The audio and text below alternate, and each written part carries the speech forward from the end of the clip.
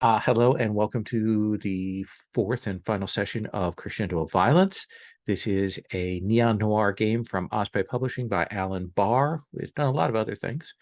And this is a relatively recently published game and has a very, it's a unique system, uh, to say the least. We are in the middle of our second case, our second problem. Last time, Sister Grace Allardine, who has something of a shady second identity as a kind of vigilante uh, exponent for the downtrodden, uh, overheard her mother speaking with her assistant, her mother, Mother Adelaide, and her assistant, Gil Cherksova. And there were indications that there was something going on with some death threats at a performance that was coming up, but also there was mention of Jake Emmons, Alan's character, and maybe his involvement. That led to eventually a confrontation between Jake and Mother Adelaide, who indicated that she did not believe that Deirdre Connell, Jake's former partner, was in fact dead.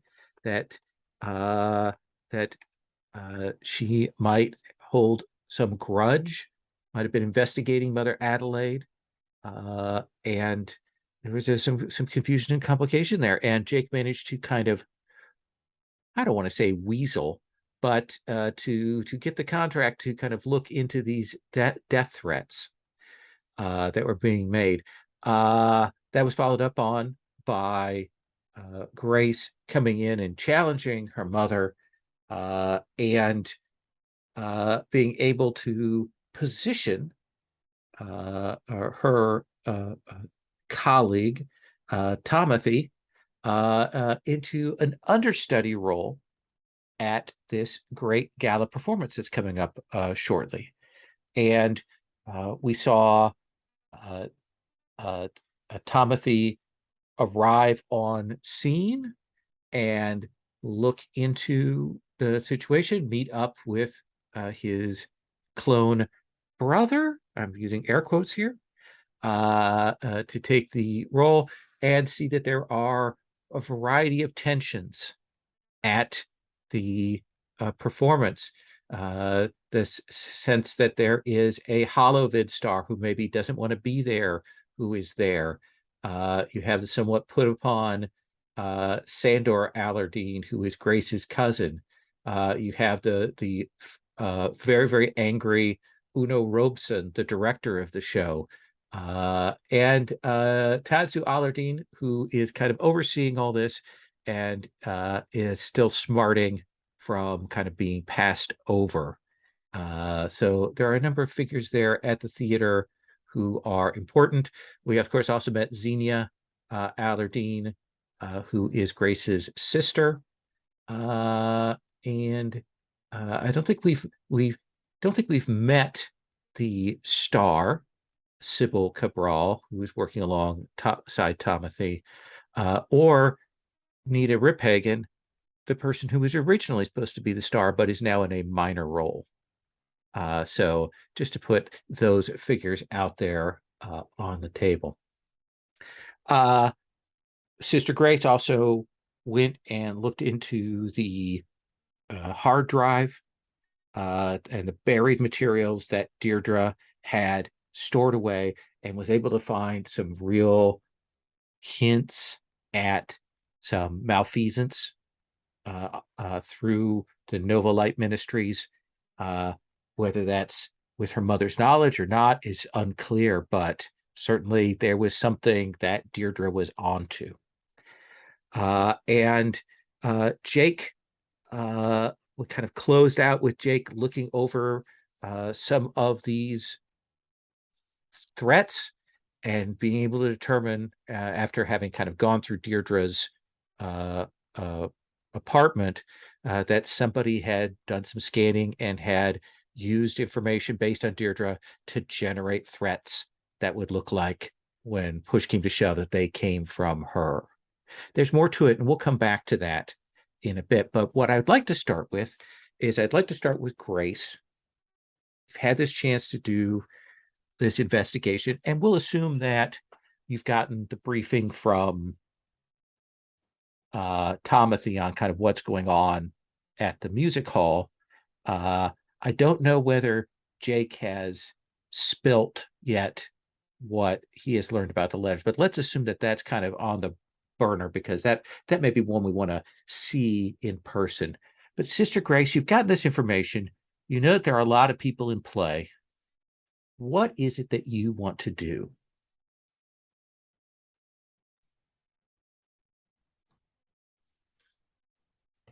I think I'll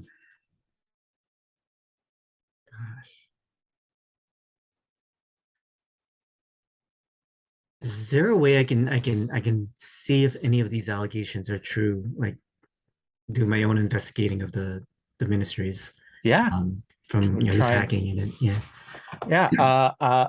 You can. I don't think this is necessarily a hacking thing, Okay. because you're not attacking a specific thing, but you're going to kind of use your skills to try and investigate, to try and like tamp down this. So what I'm going to tell you is that there's a difficulty for finding it out, and there's a difficulty for finding it out without raising alarms.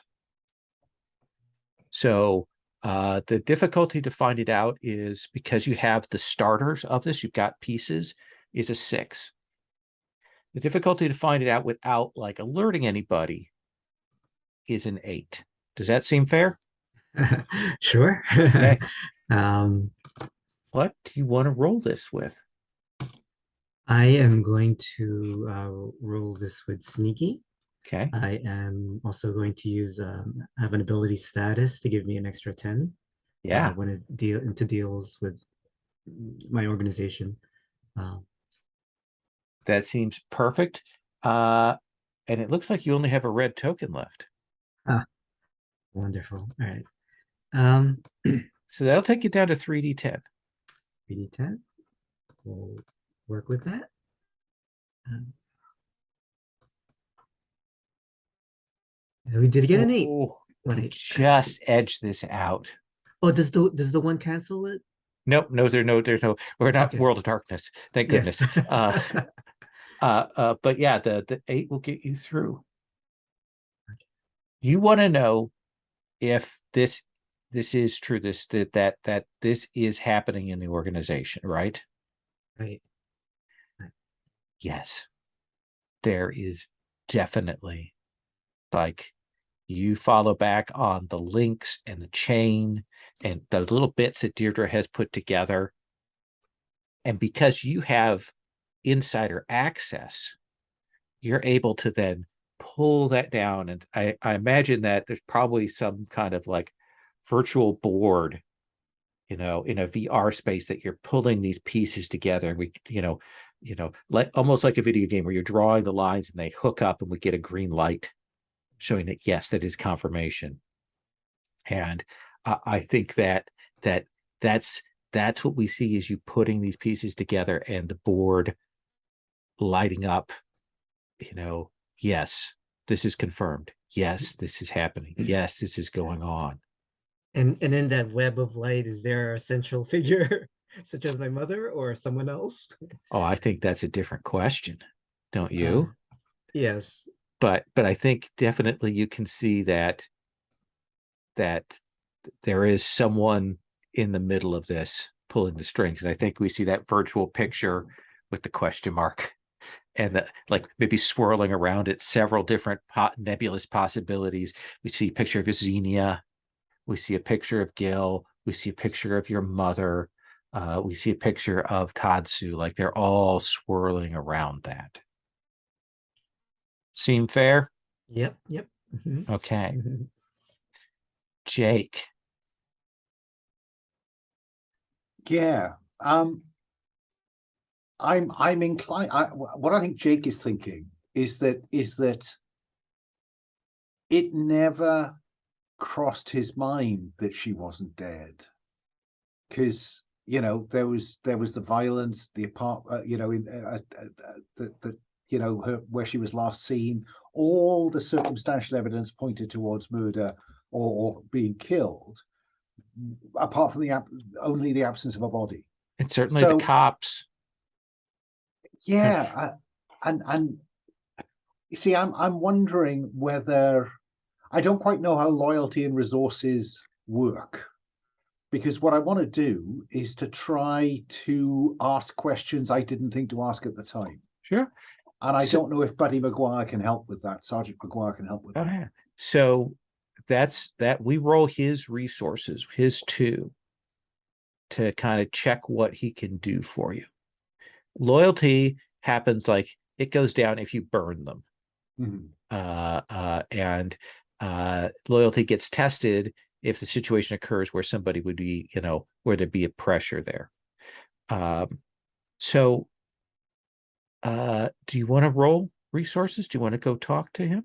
I think so, because it's time to get Buddy to put in front of Buddy the thing that I didn't think about, and maybe he didn't think about, which is that Deirdre was in hiding, not dead. So a straight 2d6. Straight 2d10. A 2d10. Yes, of course.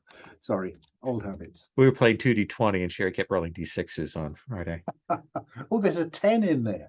Damn that. Oh, what can momentum do for me? Damn. Well, it's a little bit late for that now. Yeah, it is. It is. But I must try to use it up. Yeah. So are you handing these threats over to? No. Okay. I think I'm just working on the assumption that now I think I need to test what Mother Aladdin said to me, which is that how do you know she's dead? And so that's the question I want to kind of engage Buddy in. I think that you put it to him, ask him, and he goes away and he comes back and he says, we need to talk. Okay. And I think we cut from there to, another dive automat, a little bit shady, a little bit yellower lighting. Rather than Roombas, there's a lot of like ionic devices that crackle with dust being pulled into it and bugs. And he says, when I told you what I knew about Deirdre, that was what I had gotten from on high. And then you ducked out. So, and you told me you were going to, so I didn't push. But I went back. They shouldn't have closed this case. They shouldn't have shut it down. But someone up high came and pulled strings to get this closed. High level stuff, Jake. And you'd said that to me before, but I kind of dismissed it. Maybe didn't take you as seriously as I should have, but yeah, I think someone with money, power, and pull didn't want anybody looking for Deirdre. And it wasn't Deirdre. Like, Deirdre didn't have that pull. Someone else wanted it quiet. Now, I can spend, because I'm looking at the momentum spends. Sure. I can spend momentum to take an action immediately after resolving one. Right. Would it be appropriate to spend a momentum now to push him on anything from where that on high might have come from? Or would I be better off using my investigation abilities? Well, yeah, let's do that momentum spend. Let's kind of read that as a spend to kind of maybe push a little bit further on this. I like that use of it. Because as I read it, and not a lot of them are terribly interesting. Yeah. So another 2d10. Yeah. A 9. A 9. He says there's some political bigwigs mixed up in this, but for my money, it's more about money. And it traces back to some shady organizations, but also I know that you have some connections with them, but because he kind of knows who your friends are, but he doesn't know the exact nature of it. He says, but I would be really cautious about Nova Light. Cut. Perfect. I do have one more thing to tell you about the threat letters that I left off last time. Because this would have been a thing after you kind of looked at the main mass of those and gotten that reading about them being Deirdre's. There was another fact that I wanted to put in evidence that I forgot to because I was so hot on my dun-dun moment. There are a couple that are more recent that are clearly not from the same author. And you think that's sort of what Gil and Adelaide were talking about, was these more recent letters that they're from somebody else and they feel weird to you. They have a different tone, and you can see why they popped up high on a threat assessment. Let me just clarify then. So they're not in Deirdre's handwriting. Right. No, this seems like another actor Okay. who's making legit threats at the same site. Fine. Thank you. Timothy, I'm coming to you. I think it's ironic that we lost that bit of information in your bum last time. We lost it this time in my cut. So I apologize. No, that's okay. I think it was a good cut. Timothy, tell me about this big production number that they have as kind of the crescendo, no pun intended for the thing, or the title drop, of the show, where it's going to be your brother out there, one of the Gallivants out there, a big production, but it's also the point at which Mother Adelaide, who has a background in theater and acting, and is quite a good singer, is going to come out and be part of this big production, to put her center stage. And right now, Nita Riphagen is the stand-in for her while this is being done. Tell me about this number. So I feel like it is like it's a highly stylized history of their church, and like the big send off finale number is her grandmother dying and going up to heaven, right?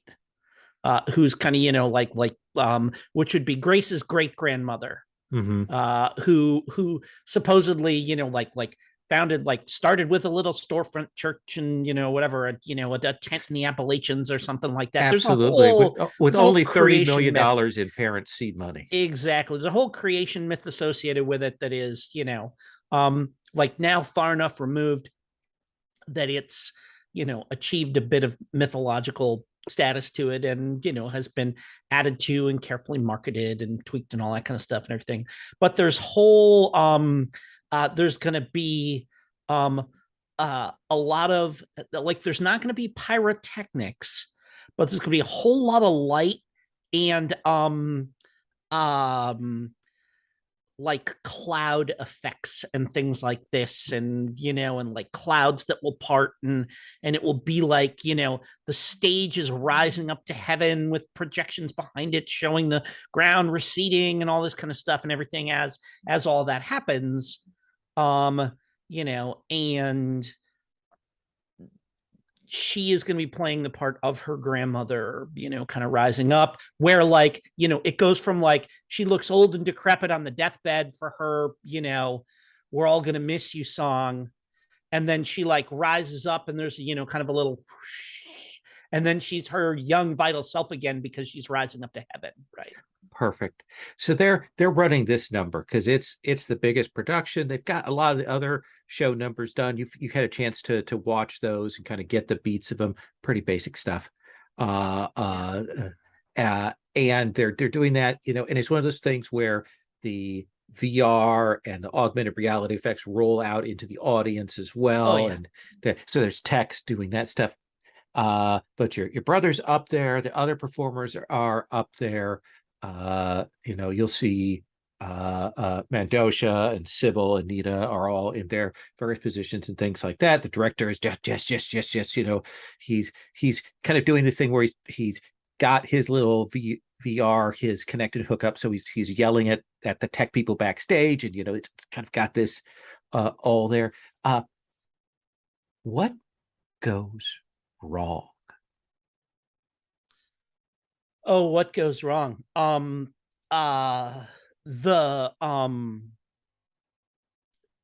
think it's absolutely that the kind of like controlled dispersal of this, kind of chemical smoke that is supposed to simulate clouds, the valve gets stuck open.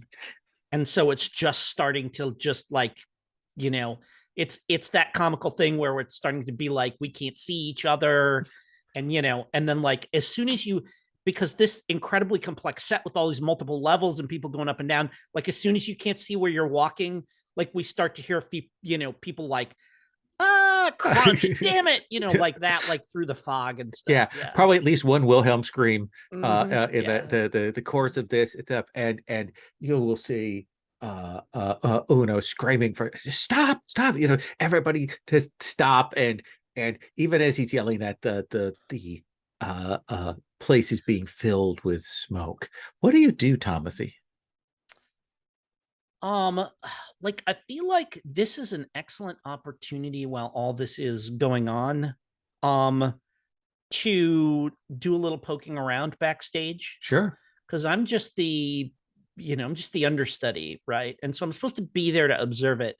But once it goes south like that, no one's paying attention to what I'm doing. Sure. So this gives me the opportunity to just go back and poke around in, and in particular, like the leads, and Grace's brother, whatever like office or thing he has or something like that. I can just kind of just nose around, just see if there's anything, like this happens, and I sit to and like I'm sitting there going, this is disaster. What would Jake do right now? Okay. And I do that thing where I stand up and I like, and and I grab a trench coat off of like from the costume, like out of the costume closet. I'm like, all right, I'm not going to take any crap from anyone. And then I start like walking around and, backstage. Let's have you roll. What do you think is the appropriate role for this? Man, it's so, I mean, if I want to, it's probably, there are no wrong answers about these paths. You know what? I think this is fast because I want to get this done. Okay. So like, this is very like in, quick glance out, because I need to be back out of there before any of this, before this all settles down and people go huffing back to their dressing rooms, which is probably what's going to happen. Absolutely. I'm just time is our pressure here. While there's chaos. Yeah. So that's 4 dice. Which action token are you marking? I will I'll go ahead and use my red one to get out of the way here. So Okay. I'm gonna be rolling with 2. But what do we use? What can we use momentum for? Grab that cheat sheet. Alan, do you have the? Yeah, I mean the simple answer is not a lot in the moment. Got You it. can Okay. spend it to take an immediate second Oh, action. and like re-rolls and stuff like that. Is that, or you can spend it to take a spotlight from an NPC, or to negate Lowell's spend momentum, and you can use it to recover an action token once a session. Yeah. okay? So then I'm just gonna go ahead and roll that now. I'll just roll with the 2. This is not super high stakes right now. So Right. and if I blow it, it'll complicate things in an interesting way. So I'm gonna go ahead and do that right now. So boom. I like the look of that 10 that I just rolled on 2 dice. So So I'll go ahead and keep that. yeah. So get that momentum, and you will slip back, backstage, and there are people moving around back here, but there's a lot more attention that is being spread, out front. And I think there are people that, like you, are taking advantage of the situation. You will see that there is a figure, clearly heavily cybered, kind of nondescript, but very biomechanical in their appearance, and they are skulking around back here, like casing the joint. And you kind of watch them for a little bit, and you will see them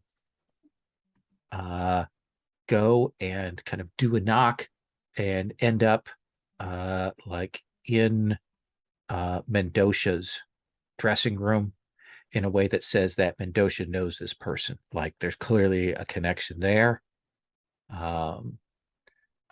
But the other figure that you will see moving around is a person who, they are walking around kind of like they belong there, but at the same time they're not going like, how the theater works, what's involved, you have a sense of the tech and stuff. You're like, okay, why are they going there? Why are they doing that? And when you hit someone up, like, who is that woman? They'll say, oh, that's Maslow.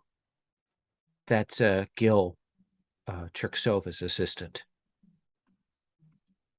He's not usually here, so apparently she's in place to kind of keep an eye on things. But she doesn't really, she doesn't really boss us around or anything. I think she's just maybe here to make sure nothing goes wrong. Sorry, as a player, remind me again who Gil is? Gil is our leader of the church's direct assistant, her direct report, Mother Adelaide's assistant, and the one who clearly knew something was up, who had that conversation with her at the very start of the case. Okay. So this Maslow works for the person who reports directly to Grace's mom. Yeah, right. She's clearly she's 2 steps removed from Grace's mom, Mother Adelaide. Okay. Yeah. Whereas the Mendoza and this person that's with them, they seem to be doing something else, but both are observing, skulking around, and they have that flavor for you of people that are up to something. Sure. Does that seem like fair info? Yeah, absolutely. Yeah. Yeah.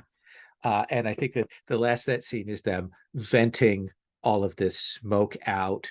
And I think you will see that when the smoke does clear, that they've got a medic and they are tending to Sybil Cabral. And it looks like she kind of got, like, she fell off from one of these platforms in this, and they are tending to her ankle right now. And I think we absolutely have that moment where, like, a medic rushes by, Timothy sees them, his eyes widen, he smiles, he follows them, and they kind of go around the corner, and they're like, Sybil fell. And then Timothy walks up to him. Isn't it terrible what happened? Yes. Oh, this is, but thank goodness you're okay. Yeah, and I think as you look, you'll see that Sybil Cabral is shooting daggers at Nita, and Nita is looking away with the face of an innocent cherub at that point. Let's bring the group together for that chat before we do another once around to, like, share information and reveal. Sister Grace, this time, what is the meeting place that you arranged to have this conversation with Jake, with Timothy?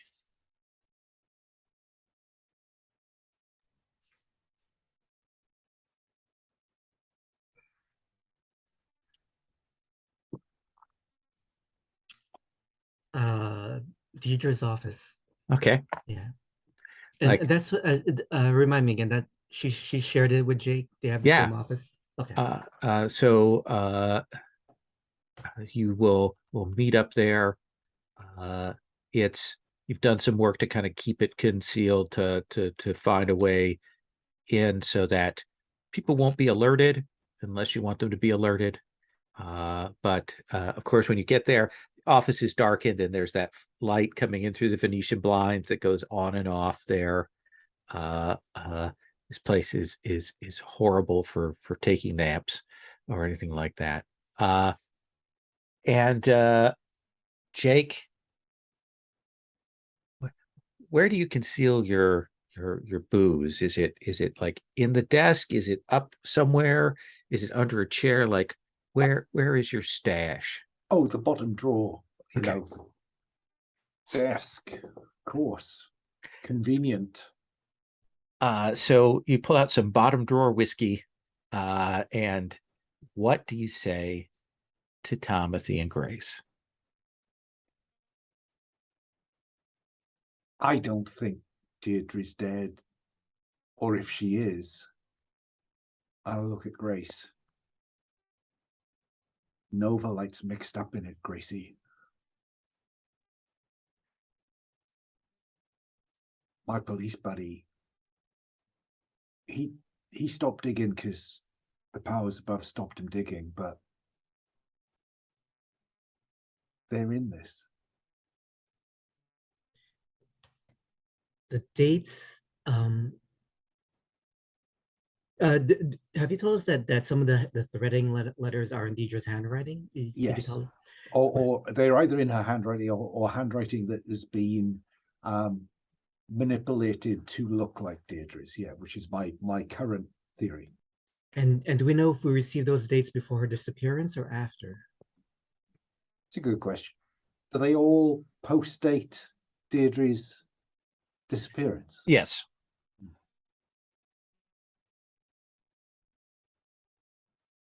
But there are also these two, which are not from Deirdre or anybody pretending to be Deirdre.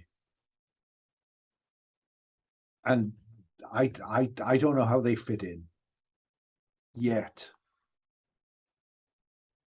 I'm gonna do like some kind of handwriting analysis compared to any of my family members or anyone I know is associated with the leadership. Like, I think if you're just doing a simple check against the people that you know, relatives and things like that, no match.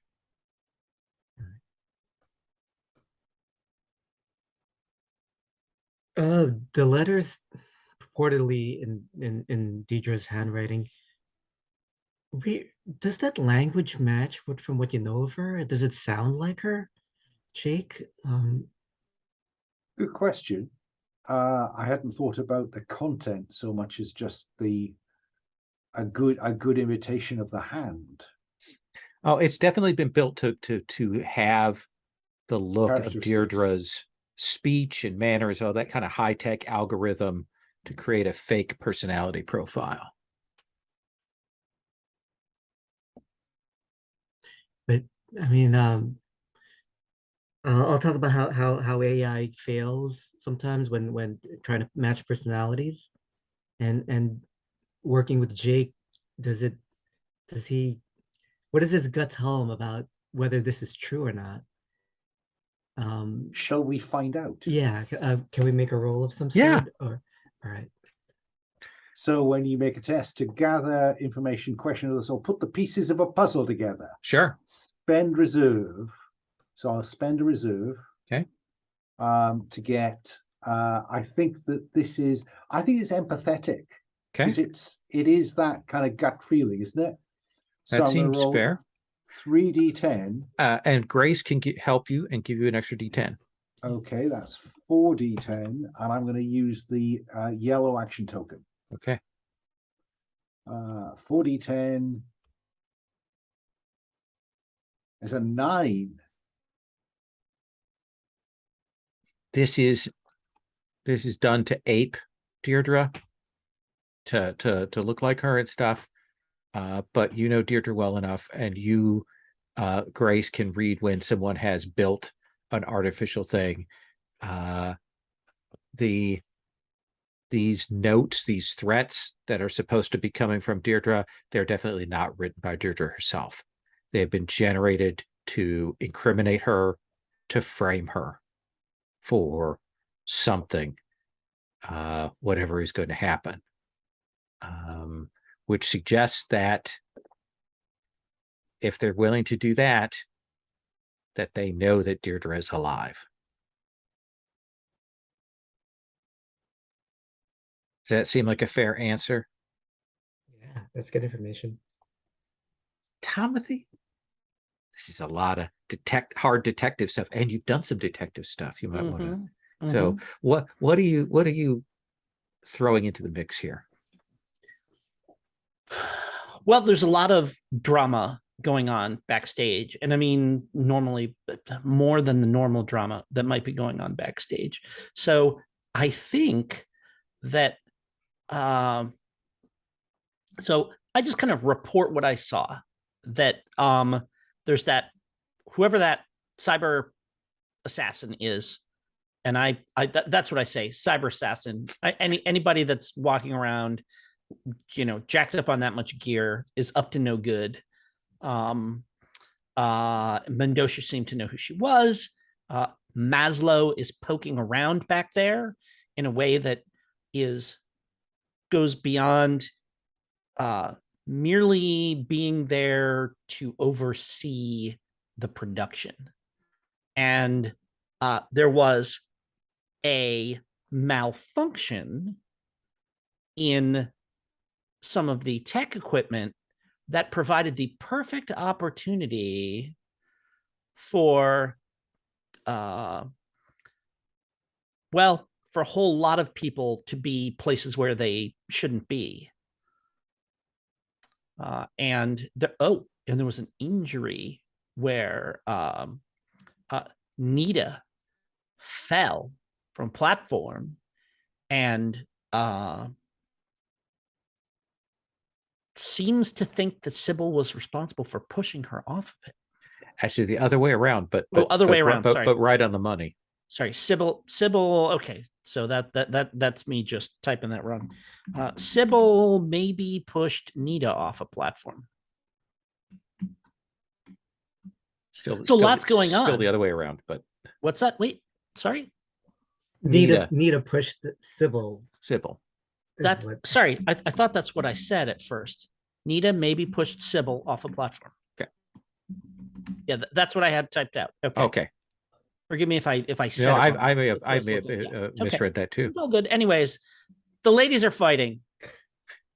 They're very upset about their they're just not getting along, and I don't know what's going to escalate or not, but all signs point to this possibly being a disaster. But it does give me an idea, which is that if either of you need a time when everybody will be otherwise occupied to look around, the premiere of the show, if it went similarly badly, would provide a lot of chaos.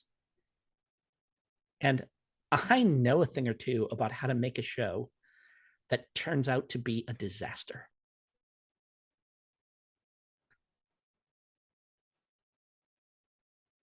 Where's it taking place? It's Music City, isn't it? Or Yes. And it is happening, probably got another day or two before the show. Variable enough that you've got a little bit of time before the big premiere. But of course, the other possibility is that this is just a test run for somebody else to see if they can make that same thing happen for some sort of attack on your mother, Grace.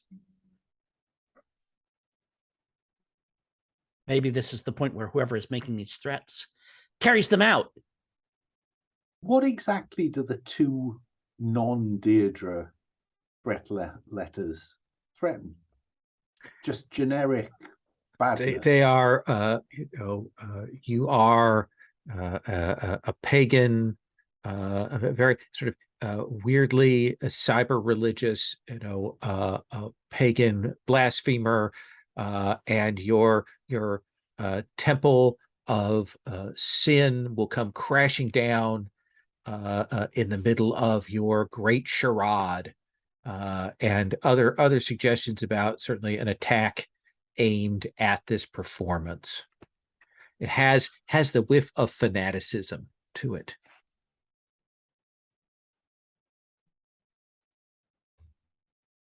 And does that ring any bells of like who might? You want to kind of hit up the things and see if you can identify a pattern or a connection there? I mean, just like in historically, has Sure. has the church been attacked by a specific group? I think this is a challenging thing. Mhm. What do you want to roll your investigation with? Oops. I would like to use.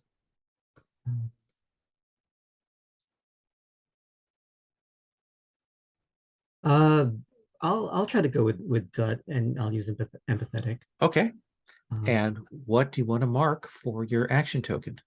just actually, I'm gonna use a because you can't go less than What is the minimum? one is the minimum. I'll actually use my red. Okay. And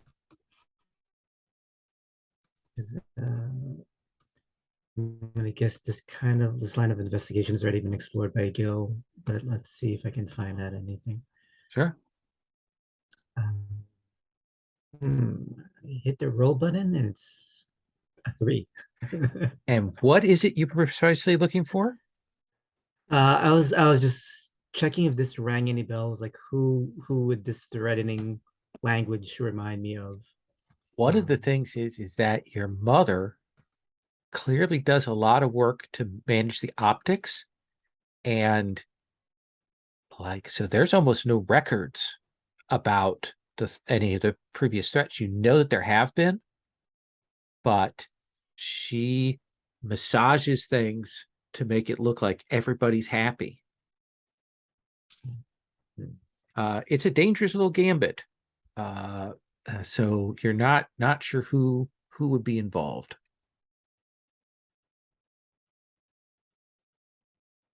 This seems like a good point for us to take our first break here. Let's take our 10. We'll come back. We'll check in with Jake and roll on. Sound good?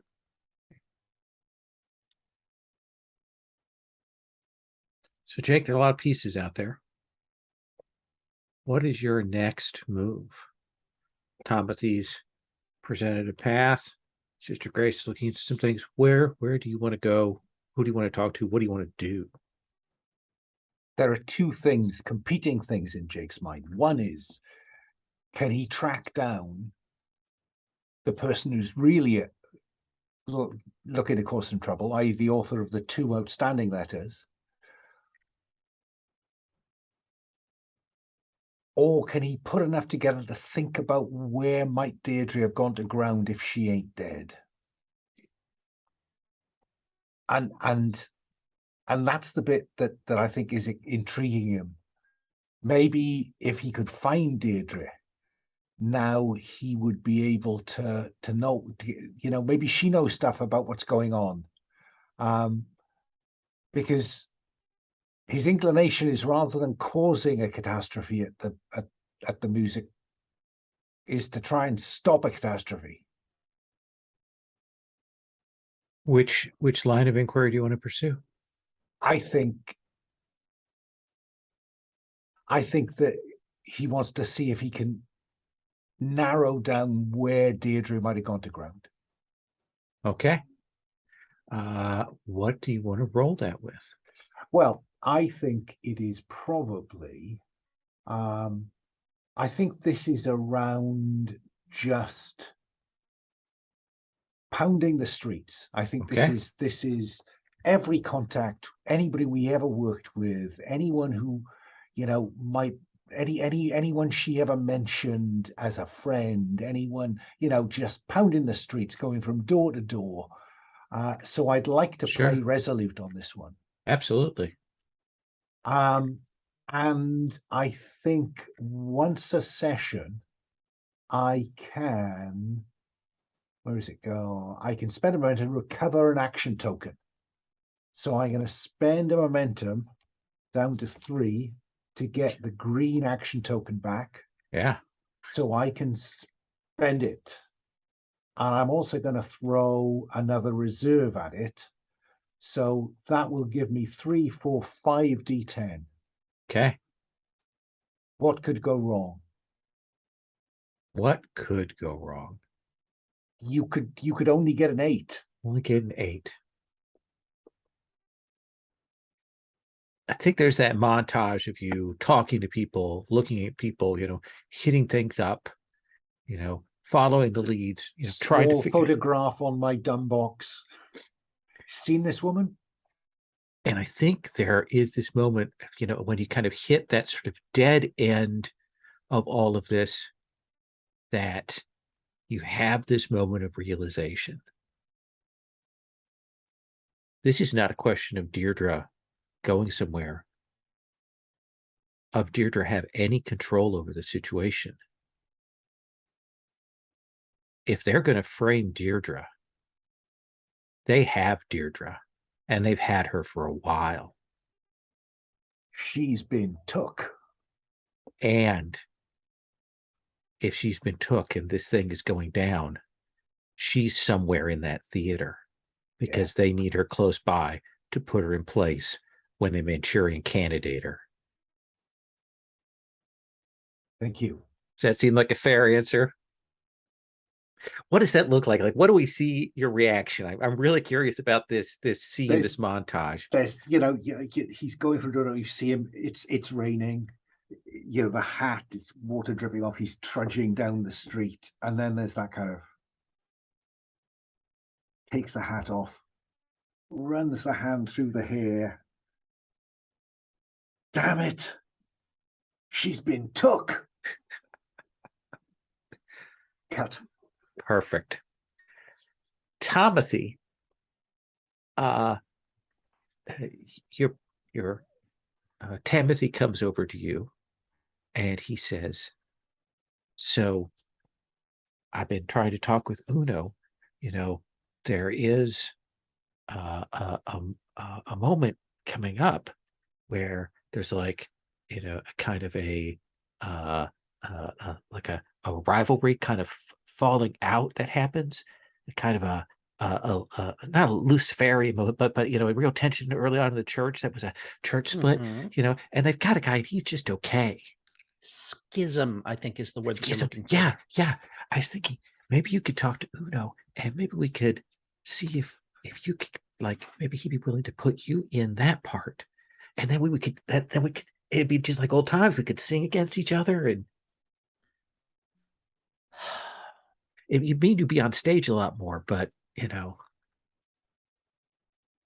I feel like I'd be letting you down if I weren't there to take over if something happened to you. we'd need to get an understudy for me. Okay. But you know what? Yeah. Let's try it. Let's see what he says. Okay. And Timothy, you have kind of control over this. What do you want Uno's reaction to be? I'm gonna walk up there and my whole goal in this is to get him to just absolutely explode with rage. Just go berserk. Let's have you make that roll. What do you think it is? With Timothy the target of his ire, okay, of course. Absolutely. So, yeah. I mean, I feel like this is dramatic. I'm gonna, like I'll Uno, Timothy has the most amazing idea. Timothy, tell him what you thought. Isn't that fantastic? I told him that, of course, you were too busy to bother, but he insisted that you never would have thought of this. Let's have you roll.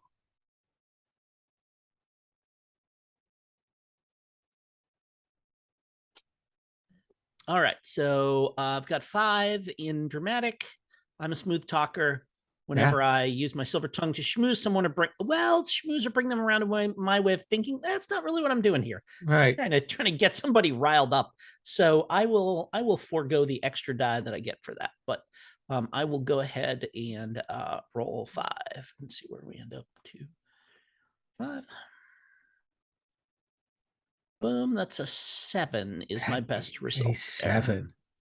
I think there is a moment where you see Uno get red in the face, and like Timothy's very excited, and he says he's kind of backing you up on this, and you see Uno start to just absolutely tear him a new one, and lay into him, and goes just absolutely, and that's the point at which Timothy turns to you like, help me. Do you sell him down the river?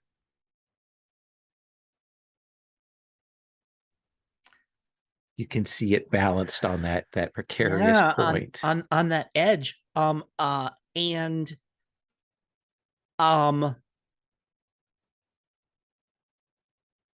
No, I'm gonna save the day is what I'm gonna do. Yes. So how do you turn it?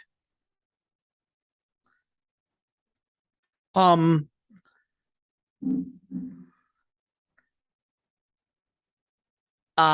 think so. Like, he makes that suggestion and about like me being with him on stage, and Uno just like completely like blows the fuck up and everything. Yeah. This is no time for these kinds of changes, and this is idiotic, and blah blah blah. I think what I do is I just like narrow my eyes and I look at him, and I, do a little half turn, and I just start singing the part to Timothy, knowing that he will pick it right up, and we'll like bop right up onto the stage and do the choreography and get everybody watching, and like, so that even while Uno is ranting and yelling at us, we are just, it's like somebody heckling us from the audience. Absolutely. And like, this is the kind of thing that as a kid, the two of you, the whole group of you always did, so you know exactly how to mirror one another. And there is that trailing off, and eventually you hear, fine, do what you like. And I laugh and I hug him, and we take a big bow for everybody that was watching, right? And like down off the stage and kind of breathing a sigh of relief as we're walking backstage. I wasn't sure that was going to work. I thank you. I don't think it would have if I was so scared. You've always been the one who's been braver than any of the rest of us to do these things. How did you get mixed up in this anyway? And you see him stop. Like, this is the first time he actually stops.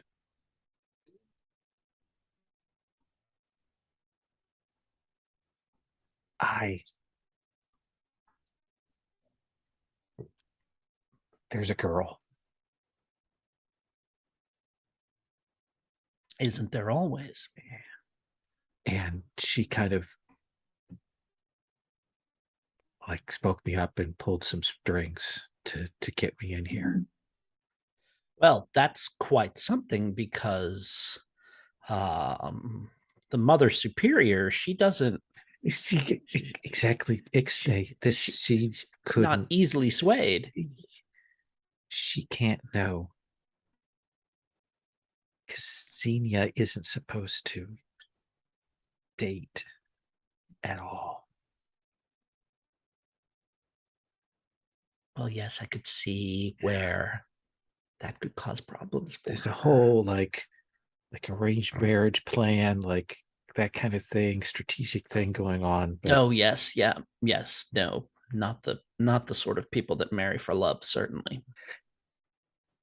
And isn't that ironic? Well, Xenia will marry for love if we can just figure out a way to get free of her mother's influence.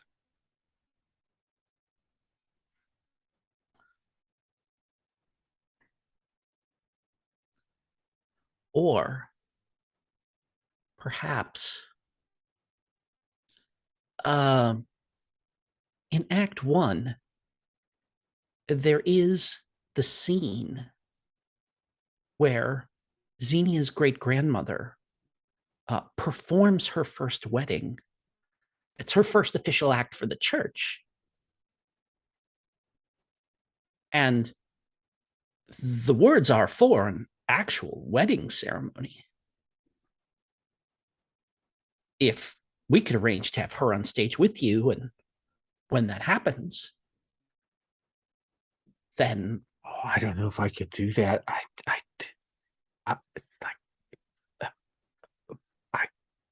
And this is the thing: is you are the more dramatic and braver of the family, and you can see that he's hesitating. And so, I just kind of step up to him, and I, get a little too close, like right in his personal space, and I say, all of our lives, we pretend to be other people. This is your chance to be you, wholly and fully you, and to do a thing that even I wouldn't dream of doing myself, but would be delighted to help you pull off. You've always looked out for me. You've always had my best interest. If you think this is the right thing to do, I'll do it. Well, it's not the proper thing to do, but it's the right thing to do. I'll have to talk to Xenia and see what she says. All right, but all right, just be careful. Okay. If she thinks she's being set up, or you need to be sincere. That's all I'm saying. Okay. You need to really mean it. Do you really mean it? Yes, I really mean it. All right, then. Go. We'll cut from that to Sister Grace.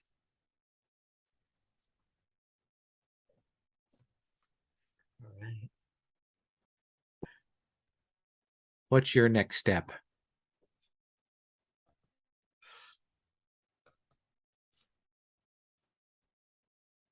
I'm gonna set a meeting with my brother's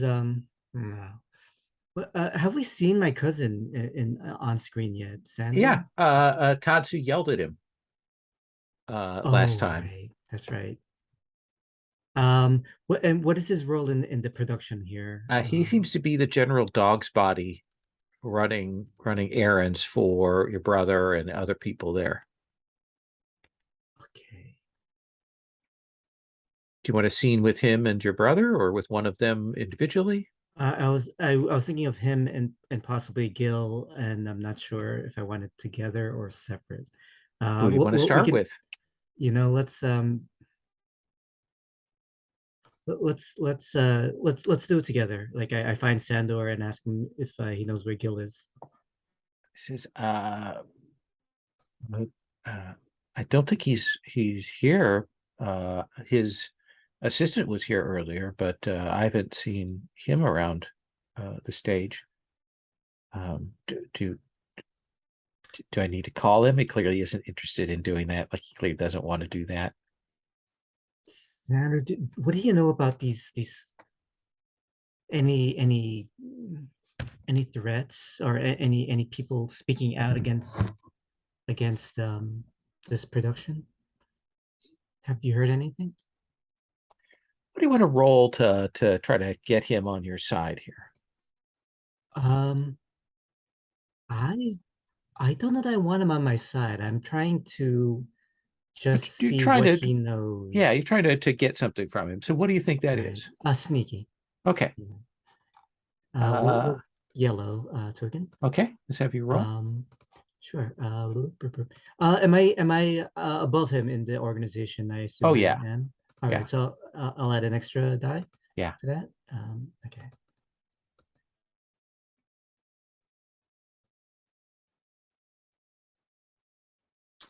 3 9s, but no 10s.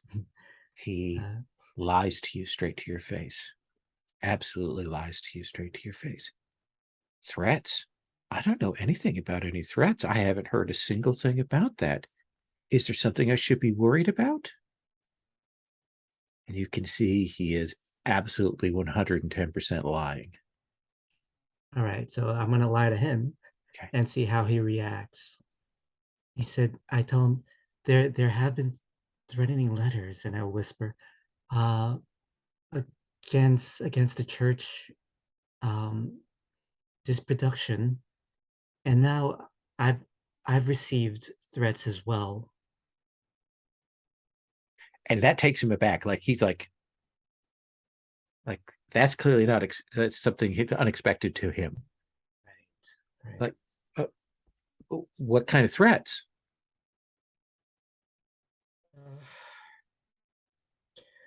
So I'm gonna play coy just to see how much he's gonna push this. Perhaps I shouldn't be talking to you about this. That's kind of why I asked you about Gil. I was gonna bring this up to him.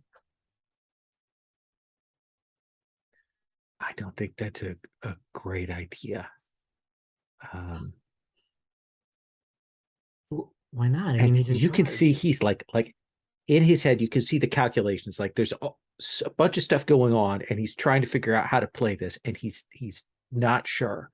He's like, I just, you know, if they're threats against you, I would just kind of like, I would just maybe get some security, or be cautious. But I can't imagine anyone would try to do anything here at the show.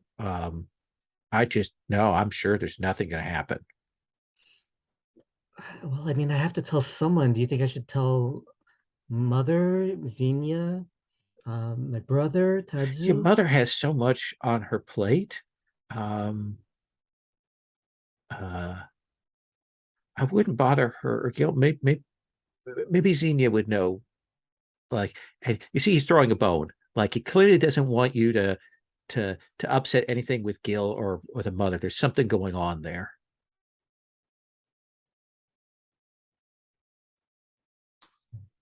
I can't tell if He he's said, he afraid of says, my. most of the time these religious fanatics don't follow through on these things. I mean, that's what we know about them, right? Right. I'm guessing I didn't mention religious fanatics. That's So it's more, correct. right. Yeah, I hear. I know what you're saying. I think I'm hoping you're right. I'm sure. I'm sure. I mean, not to second guess you. All right. All right. I won't bother my mother about this. Wipes it. A little warm in here. Right. I can't. I'm trying to tell if he's. I'm trying to guess if he's afraid of my mother or if he's afraid of her finding out. Or He's afraid of her finding out. I think with what you rolled, like right. there's something going on that he doesn't want her to know. Do I get a sense that it's because it'll reflect badly on him, like what he's supposed to be doing? Well, no. I don't think that would make sense. All right. Well, Wow. here's the thing you do know, and I'll put two and two because we've got the evidence that you got last time. Right. He clearly knows about these religious fanatic letters, and those were the ones that your mom was worried about, and that she didn't have any hand in creating. All right. Okay. All right. And he'll scuttle off. All right. Cool. Jake, let's come back to you. Well, now there's no question, is there? Now I need to contact Timothy and say, Timothy, we're right all the time. It's all about what's going on at that performance. Deirdre's in there somewhere, or they've got her, or they're going to bring her to that performance. We've got to find a way to stop, do something. So Are you with me, Timothy? Do you know what I mean, Tommy boy? Come on. hang on a second. Jake, can we circle back around to that first thing you said? What did I say first? Think, what were the first words out of your mouth? Oh, I think they were, you were right, Timothy. Okay. You were right. So, what, in your professional detecting opinion, is the next appropriate step for us to take? This isn't about detective work anymore. This is about just being in that building on the night, so that when they bring her in, or if we find her in the building, or we catch them bringing her in, Mm-hmm. because something's gonna happen, and she's gonna just pop up, probably dead. So we've got to stop it, Tommy. We got to do this thing. I couldn't agree more. That's why we're going to make sure that you're backstage when the show happens. Jake, do you own any coveralls? Do you have a tool belt? Anything like that? Damn it, Tommy. I have what I stand up in. All right. Well, I need you to buy. Buy. Okay, I'll find. Sorry, acquire in whatever means you can. Some coveralls, a tool belt of some kind. I don't know, some gloves that look like you do work with your hands. And then I will arrange to make sure that I am there to let you in the back door, and then you can wander around freely. You have the look of someone who does tech about you. And as long as you can refrain from punching anyone until the appropriate time, you should be able to walk around pretty freely if you just kind of grunt at people and tell them you're in a hurry. And I think Jake, he's been clenching his fist, and there's that kind of. Excellent. Just like that. I'll see what I can do. You need to let Gracie know.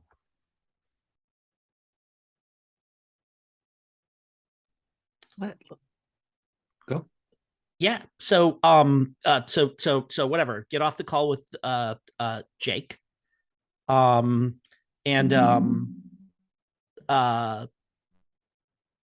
Grace and I are sitting down to at a nice sushi place or something like that. Whatever. I call you up and ask you and tell you we should have lunch. Of course. All right. So I thought this is important for me to tell you face to face and not over the phone. All right. And just a moment. And I'm looking at you right now because I just want to see the expression on your face, the exact moment when you comprehend what I'm about to tell you. Your sister is in love with Timothy.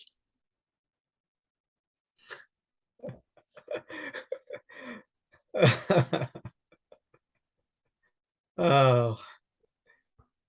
And Timothy asked me what he should do about it. And I, of course, said that he should be bold. So the two of them are going to arrange to be married during the show on stage with your mother watching.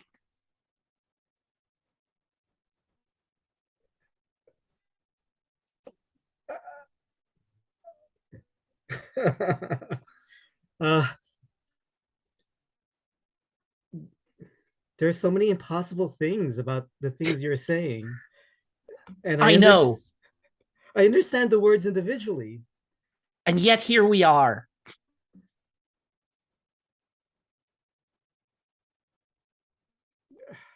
So if you think about it, in a way, that means we'll be related then.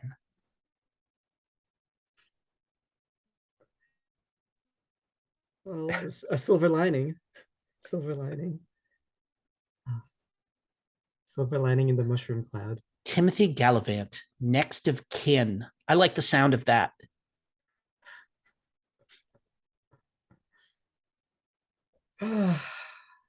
So all of this is, I think that it's amazing, but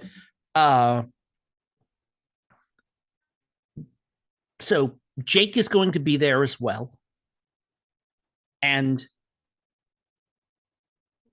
it occurs. Best man. Oh no! That's my job. Of course. He doesn't. Timothy's never even met Jake. Jake will, however, be backstage looking for Deirdre. Why would Deirdre be there? I didn't exactly follow all of it, but it's all very like he had a whole. It made sense to him, and I trust him.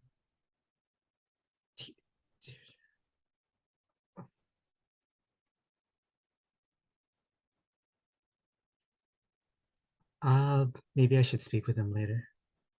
I suppose, but just whatever you do, if your sister comes to you for advice on this, make sure you tell her to go through with it. Advice from me. I'll advise her not to, and then she'll go through with it. I was just about to say that maybe that's even better. Maybe you could even call her and say you got wind of it and tell her how furious you'd be if she went through with it.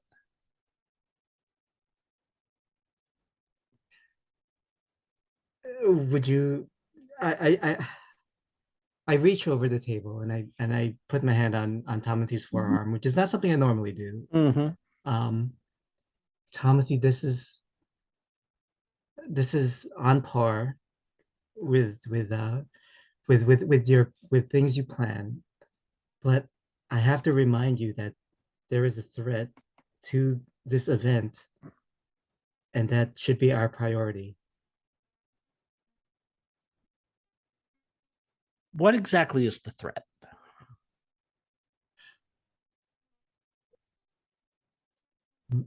My family, and I have not pinpointed who yet, are involved in unlawful things. And I think whoever has suffered from these things is planning to expose them or have revenge otherwise. There will be an element of danger, not the ideal setting for a wedding. Of course, there's going to be an element of danger. And of course, it's not the ideal setting for a wedding, but the fact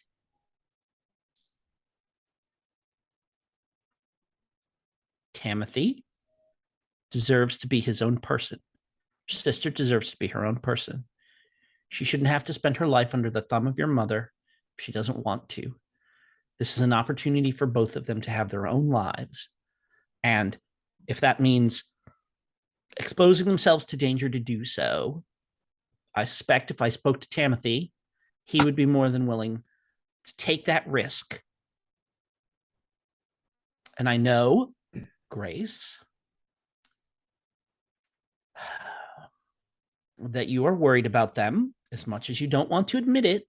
But what better way to resolve this than to have all of them in the same building at the same time, where all of us are there to keep an eye on them and have this come out in a happy ending?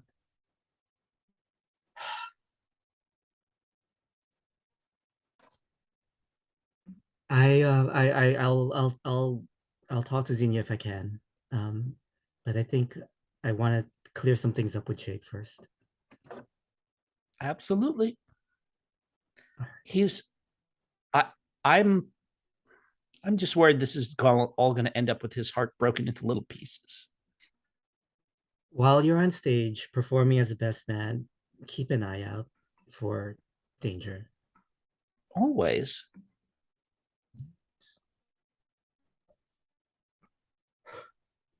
I expect you to start the standing ovation. Grace, did you need to talk to Jake? I just want to, I guess, I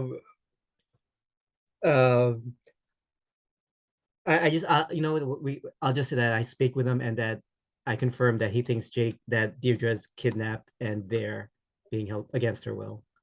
And we cut to the end of a phone call where Jake is saying, "Didn't Tommy tell you all this?"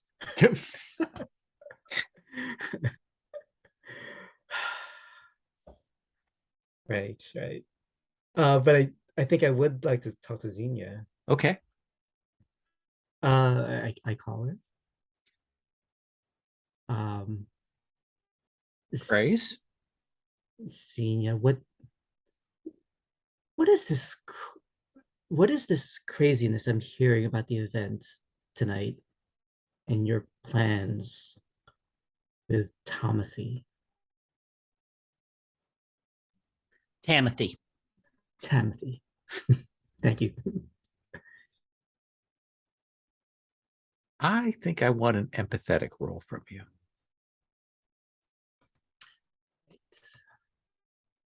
Well, I only have my green token, so I will have to use that. And but it will reset.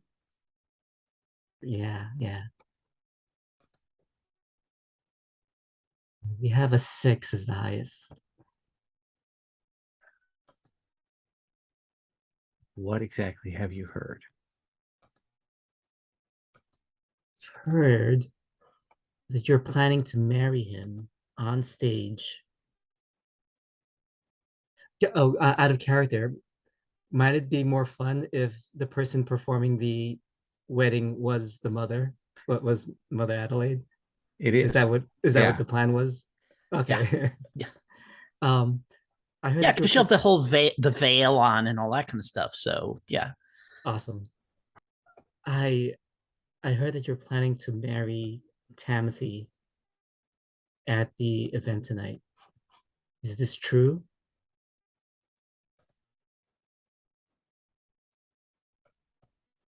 Yeah, 1 second.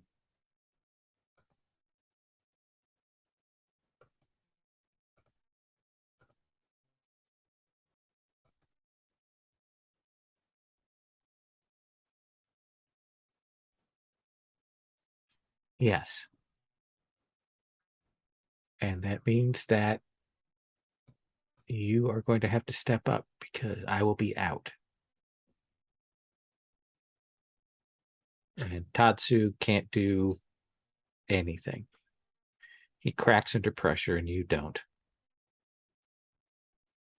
I've rearranged the schedule of things. The ceremony will happen at the very end after Mother's ascension big solo scene. That way I can get out of the theater before she catches on to what's going on. I don't understand any of this. This is you're out. You've been trying to stay in your whole life. I mean, I just thought you were gonna inherit. Everyone thought you're gonna inherit mom's position once she retired. There's a lot we don't know about each other.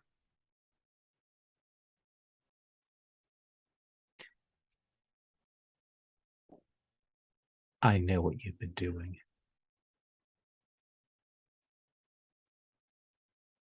So I don't think you get to cast stones.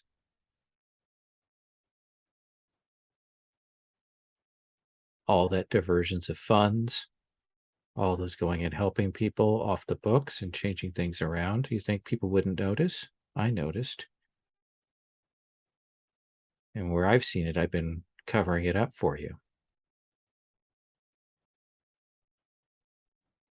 Because all of this is going to fall on your shoulders. Well, have you been covering it up for me or for yourself?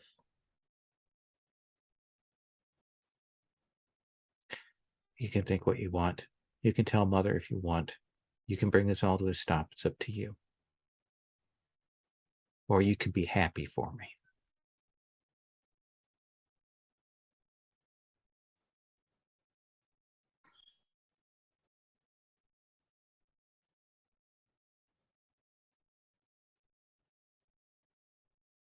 Ugh.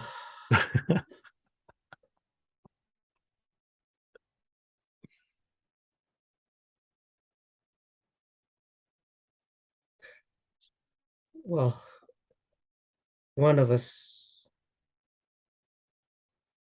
at least one of us, should be out of her shadow. I'm I not have going to to tell her. go get ready. Fine. Fine. I'm not going to tell her. I'm not going to tell her. But this is still insanity. And she will hang up.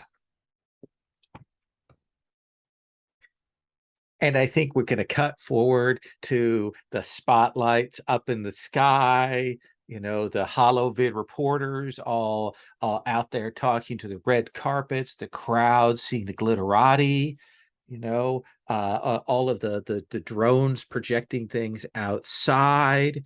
You know, this is one of the most exciting nights in New York history. You know, the big premiere of the revival show, Neon Lights, one of the most popular new neo-religions operational tonight. We're going to be seeing some really interesting things. So I've heard that Timothy is going to be performing. Yes. Rumor has it that, in fact, Timothy Gallivant, notorious raconteur and performer, will also be having a part in tonight, possibly as an understudy. And there's some laughter that goes on, and some bad jokes that have been done 100 times and stuff. And you know, I think we cut, you know, goes through the lobby. We see the people there. We see, you know, go along. We see the ushers getting into place. I think we maybe see some sinister figures in shadows. Maybe we see a gun getting in place somewhere. But then we kind of cut and we roll to, you know, backstage, you know, the wings and all the costuming goings on, you know, and all of the back and forth and the rushing and all of that. And I think that's the point at which we hear the ka-chunk as you open that back door, Timothy, and let Jake in. Jake, how do you look? I mean, there's no way I could kind of buy this. So what I think is we see Jake trying to turn his clothes into something that looks a bit like a set of overalls. So he's taken the trench coat and he's knotted it, you know, around his neck and tied his belt around like an apron. And he, you know, because he has no talent at this kind of stuff. So yeah, he's cobbled together what he thinks workmen might look like backstage at a theater. Timothy? He comes in the door. I sigh. I say, wait here. And I hustle over to the costume department.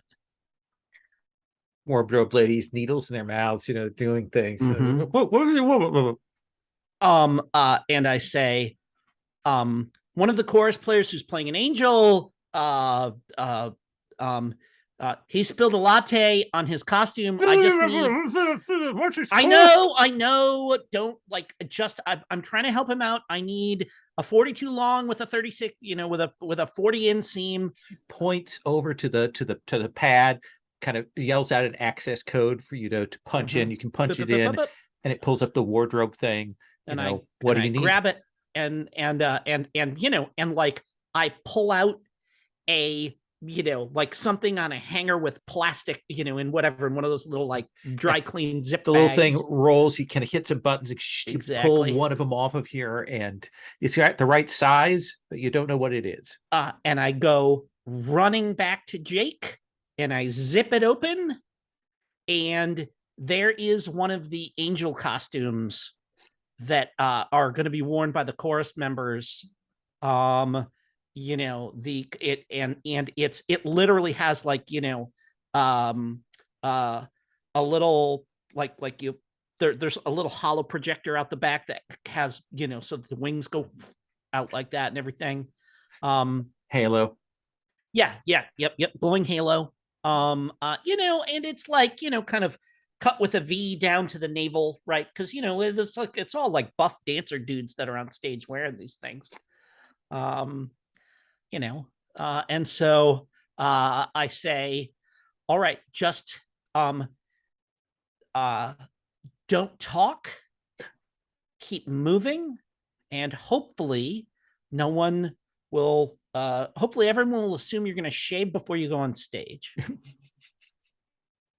And I hand it to him, and I do that thing where I turn around and cross my arms so that he can dress behind me.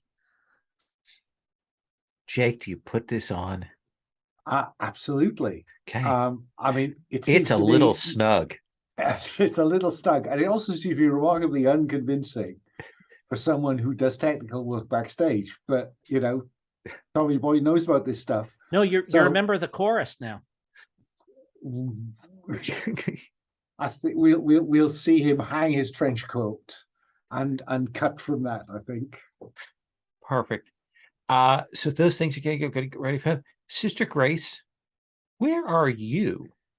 The show's about to start. They're filling the house. People are moving around doing stuff. Where are you?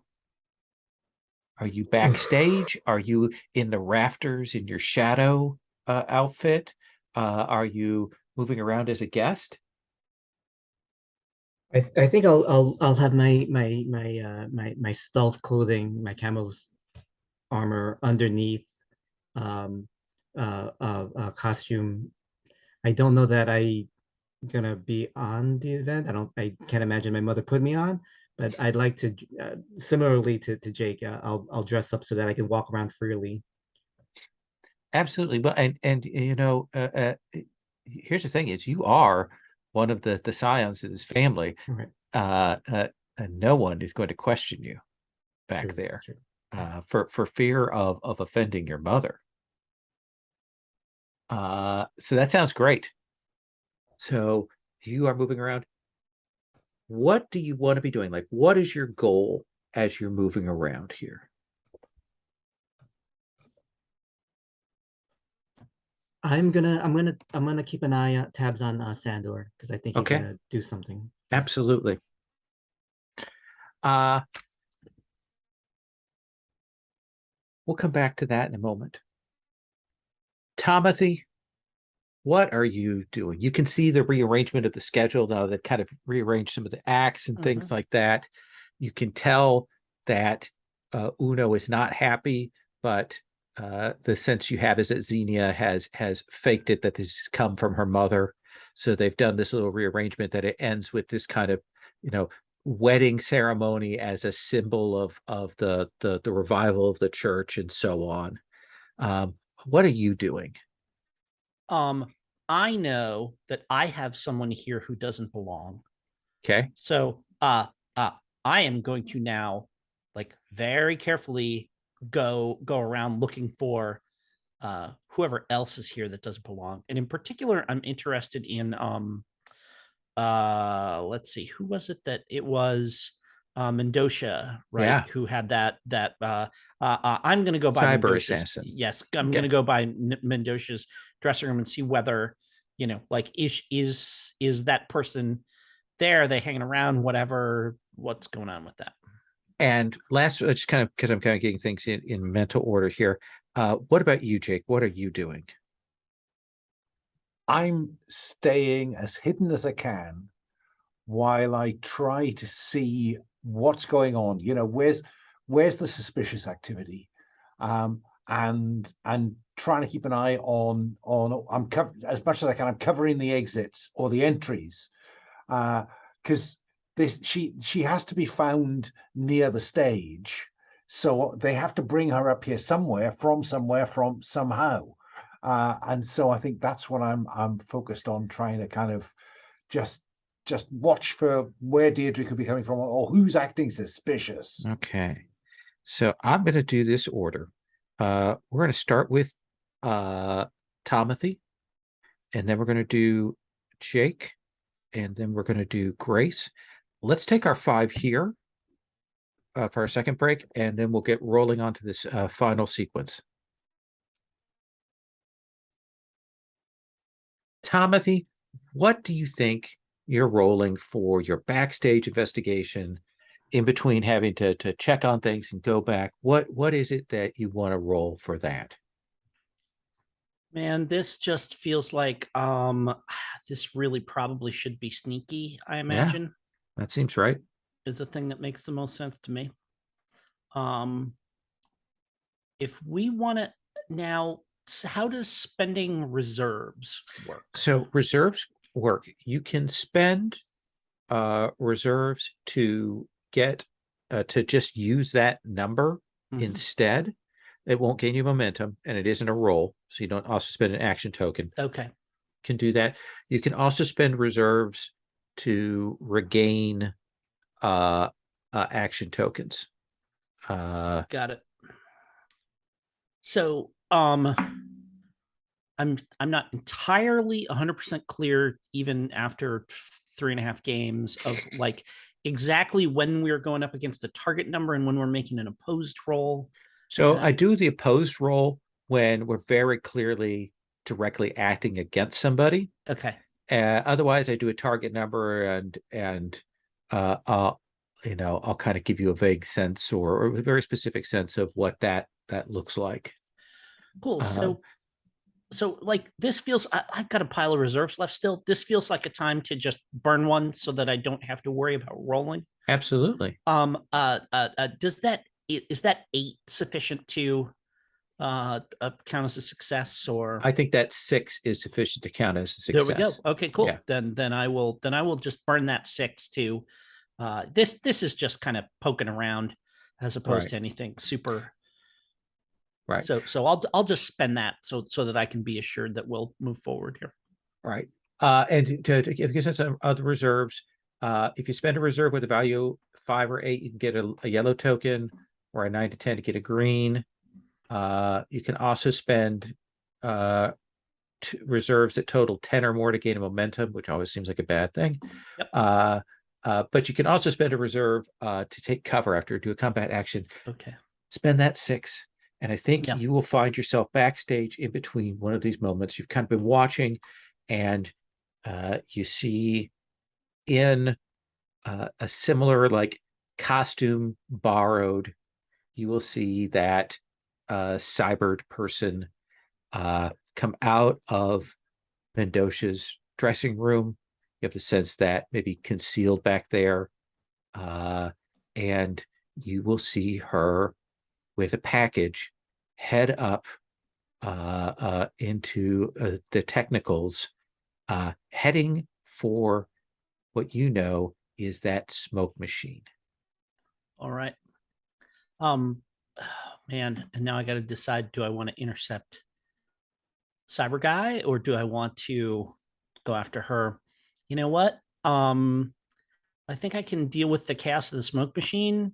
The sorry, I guess unless it's, is it in any way clear to me that he's just that the our cyber guy is there just to deliver that, or does he look like he's headed somewhere having handed that off to her? It looks to you like Mendoza has concealed this guy, Yeah, or this person in their dressing room so got that they it. could Okay. go out and now sabotage the smoke machine while the performance is in motion. Okay, so I'm gonna let her go up the stairs, and as soon as she's gone, I throw the door open and I do an, oh my God, there you are. You're going to miss your cue. Come on, let's go. And like, just like get right, just like blow right up to him, kind of grab him by the arms, start to haul him out of the room and just making a big scene out of it. Okay. Then that feels like dramatic to try and kind of disarm this person. This will be resisted. All right.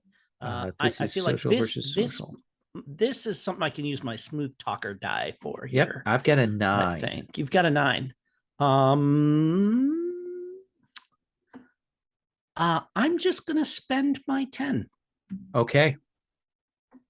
Is what I'm gonna do there. Then what is it you want to have happen? You have like you blow through their social defenses to kind of push you away and get to where they're going. What is it you want to have happen? Like I get there, and that moment where like they're looking at me and like they start to reach for whatever it is, and somebody else pops into the door and says, Timothy, there you are. Come on, we've got to set up for the next scene.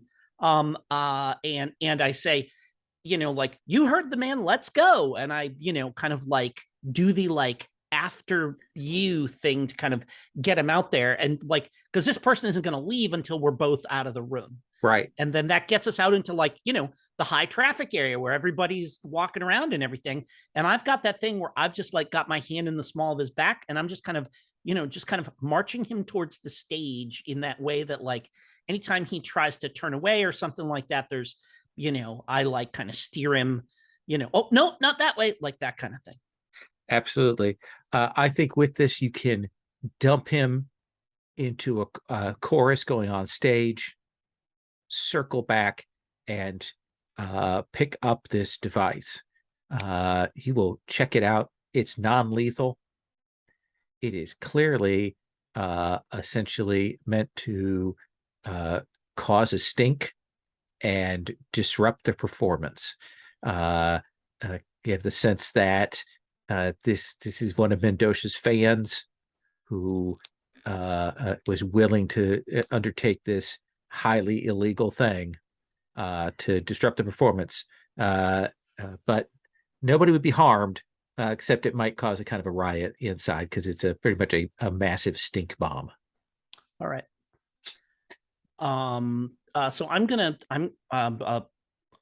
throw that into like a satchel or something like that, and go find Jake. Okay. Well, let's deal with Jake right now, and then we'll see if we can converge your two there. Jake, you are moving around backstage, looking, checking things out. Yeah, I think I think I have to try to avoid being rounded up for the chorus. Absolutely. What do you want to roll this with? This whole investigation? I can't go anywhere with but yeah. cautious, because it's how do I stay hidden dressed as an angel? It's not high cover.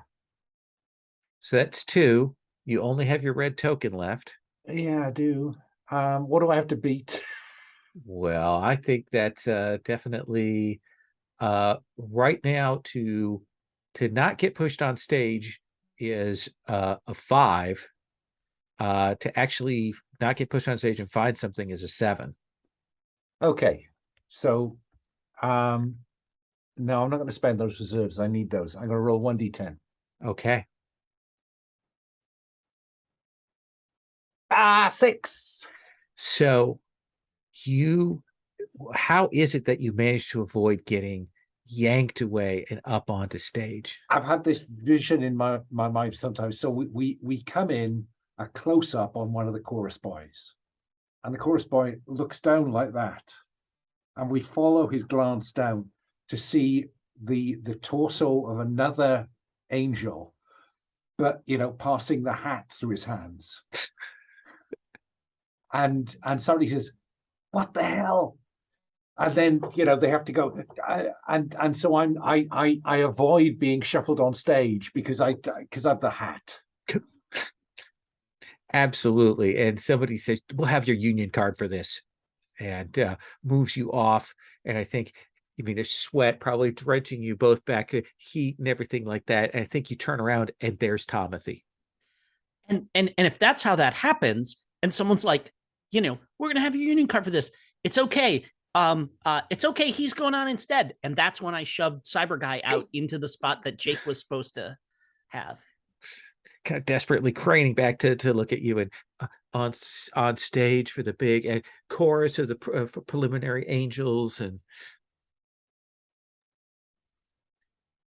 the first vision of Granny Aladdin. And Tomothy, what do you tell Jake? I'm like, what do you do? What get rid of that? And and I and then Tomothy has to turn around swiftly because Jake is peeling this off and getting into his own clothes. Okay, all right.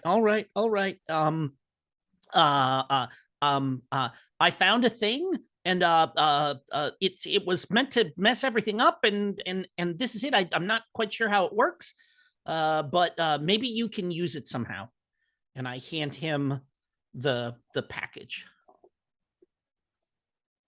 And then Jake just, what the hell? You're supposed to be looking for Deirdre. I didn't find her.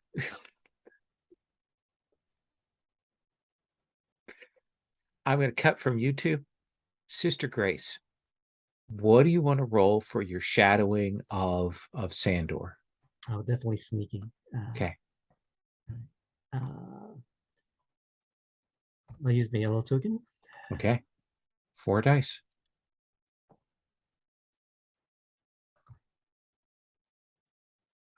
Sevens.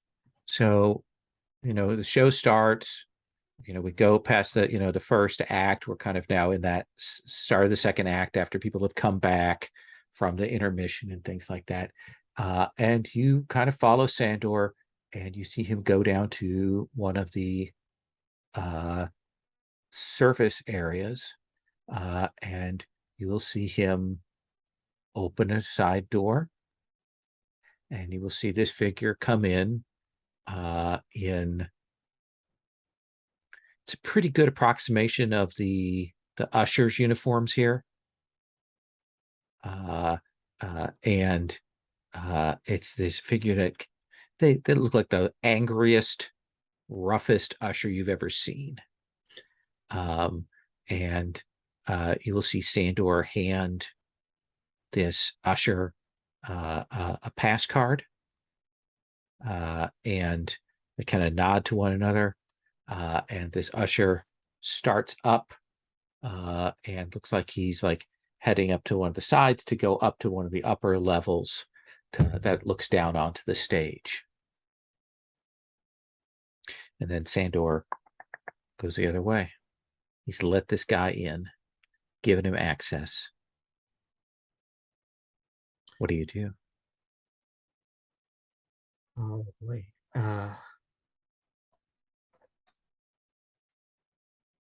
Right. I'll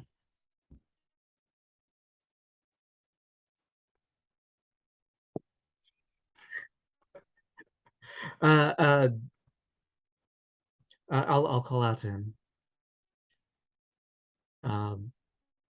Where are you going? You're needed downstairs. There's an emergency in the dressing area. They need an extra hand. See, this guy turns around, looks at you. Nobody else really around at this point. You see, he kind of looks, you see him clock who you are, like realize who you are. Okay. And you see him nod, and you see him start walking towards you. Real casual. See one of his hands kind of flex. Right. I think you'll I'm gonna. see that moment when the line drops down out of his hand, kind of hangs there. It's really hard to see the monofilament whip with the weighted end, but it kind of drops down, real hard to see in here. But he is walking up. You can tell he's going to come up and cut your head off. It's something that just kind of hangs loosely, that like a whip almost. Yeah, like Yeah. he's just moving up. He's being casual, like trying to alert you, but he clearly doesn't like your family, and he's killing you is a delicious piece of collateral damage for him. What chance that Jake has worked out where this is happening? Damn it, Tommy, where's Gracie? Let me have Grace do her action first, and then we'll see what happens. How about that? Oh, what's in this area? What kind of area? You're like in the my favorite word in the world, the vomitorium, one of the side corridors in the theater. Everybody's inside, so there's nobody in here. It's kind of a walkway to get access. This guy was clearly going upstairs, maybe get to a high overlooking position so they could take a shot. Right. But right now, he's just decided he's going to kill you, and then go do that. All right. So I'm gonna pretend I'm oblivious. If Tomothy can try to channel Jake, I'm gonna try to channel Tomothy and just Okay. start gabbing and this is ridiculous. My mother's gonna have your head for this, and just make it seem like I'm totally not unaware what's happening. But I'm gonna sidle towards like a spare those poles that they use to cordon off like areas in the theater, Yeah. and I'm gonna try to use it as a club when it gets closer. Okay. Do you have any momentum? I have two. If you want to I spend will. momentum, you I can will. act like interrupt and go before him. Wonderful. I will do that. I will use a green token, Yeah. and I'm just gonna do a batter up. Okay. What do you want to roll with? Sneaky, because I'm waiting till almost he's upon me, and kind of blindside him. All right. So What we I'm going get? to make this. 3 10s. So 3 10s. So that will beat his 5. You've got you're going to get 3 momentum. Wonderful. And you will hit him hard, clock him. I think the extra D10s, the extra things there, will send him flying backwards. But there is that moment when his hand swings out and you see him like cut through a pole, like a hole, like a pillar there, and kind of falls back. See him kind of do the thing where he whips it back up into his hand to get ready to do something else with it. Kind of knocked back. Jake, that'll be the point when you show up. You heard the clang as Sister Grace hit this killer with this usher pole. And he is the figure that is in B58.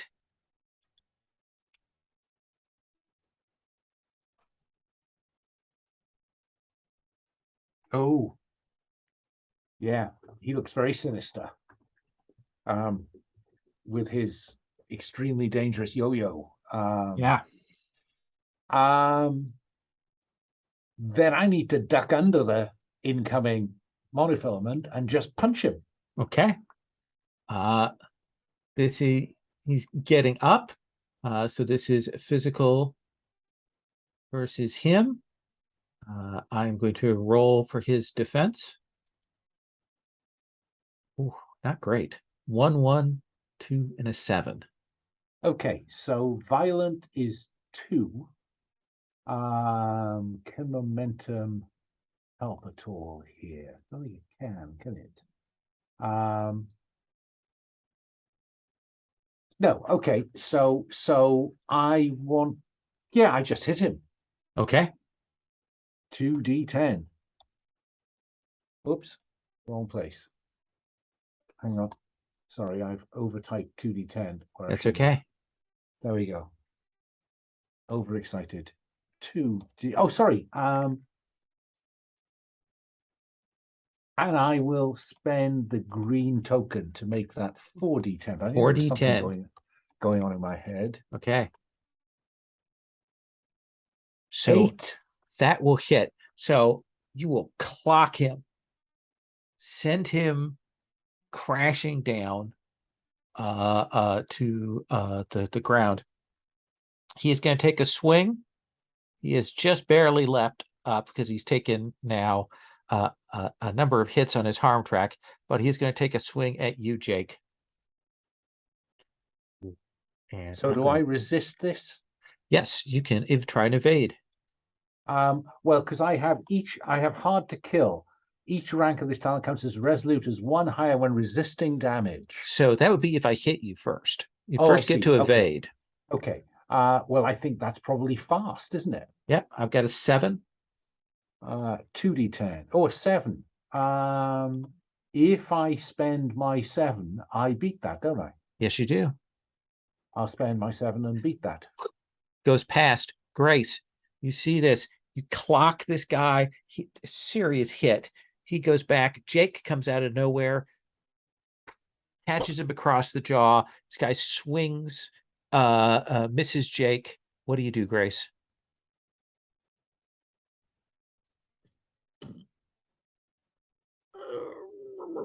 I'm gonna throw the. I'll take I'll rip a side curtain off, and I'm just gonna throw it over his head to to blind him for Okay. a bit. Yeah. So let's have you do. So that feels like you're actually assisting Jake in an attack. Okay. Yes. Okay. Well, Jake. that's cool because I can spend momentum to act immediately. Yes. So reduce momentum to 2. And because I was going to try and incapacitate him, I subdue him. Okay. Because he needs to tell me where Deirdre is. So you get an extra D10 on your attack here. So that's violent 2d10. I'll use the yellow token to get. Hang on, can I do anything about that? No. That's once per session. You get an extra die from Grace. So that's 3d10 for violence. I think. Yeah, 3d10. Yep. And 9 matches that will win. So that is that thing that curtain goes over him, and then you'll clock him. And because now he can't move the yo-yo. That's the important thing. And I think we cut to like you get hit and restrained, and the two of you are standing over him, and you say, "What do you say to him, Jake? What have you done with Deirdre?" Who's Deirdre? Cut. And I think we see another shot elsewhere up in the rafters, and I think we see a gun getting trained, aiming as we head into this final thing. Timothy.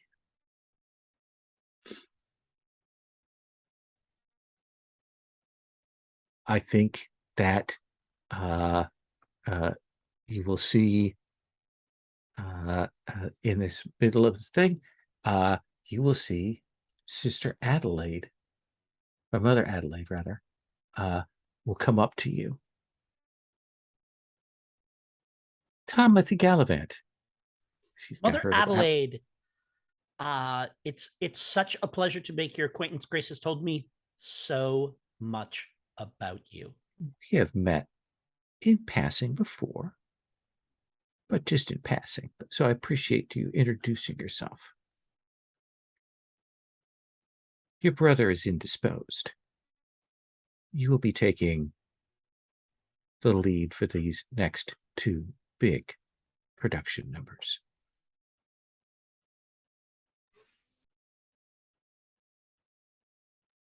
Sorry, I just got something going on in the background there. Oh, sure. It's like making a little bit of noise.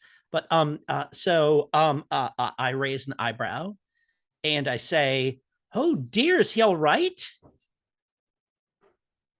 He is indisposed. Oh, He put his hand in something that he shouldn't have. oh, yes. Well, he has a tendency to do that. Luckily, my hands, squeaky clean. Good. Get yourself in. Oh, I see you're already in costume. Get yourself the timing from the stage manager, and I look forward to singing with you. The pleasure will be all mine, I'm sure. And and that's like, kind of like, whatever, salam to her as, and back away. And that's where, Grace, or whatever little, Kind of busy Yeah. now, Timothy. You're Kind of but- busy. No, this is more important than whatever it is that you're doing. Your mother has, I think your mother might know that something is on, because I'm supposed to go on for Timothy. So you need to find him and see what's happening. Okay, I'm here with Jake. One of us will go look for Timothy. You think he's in danger?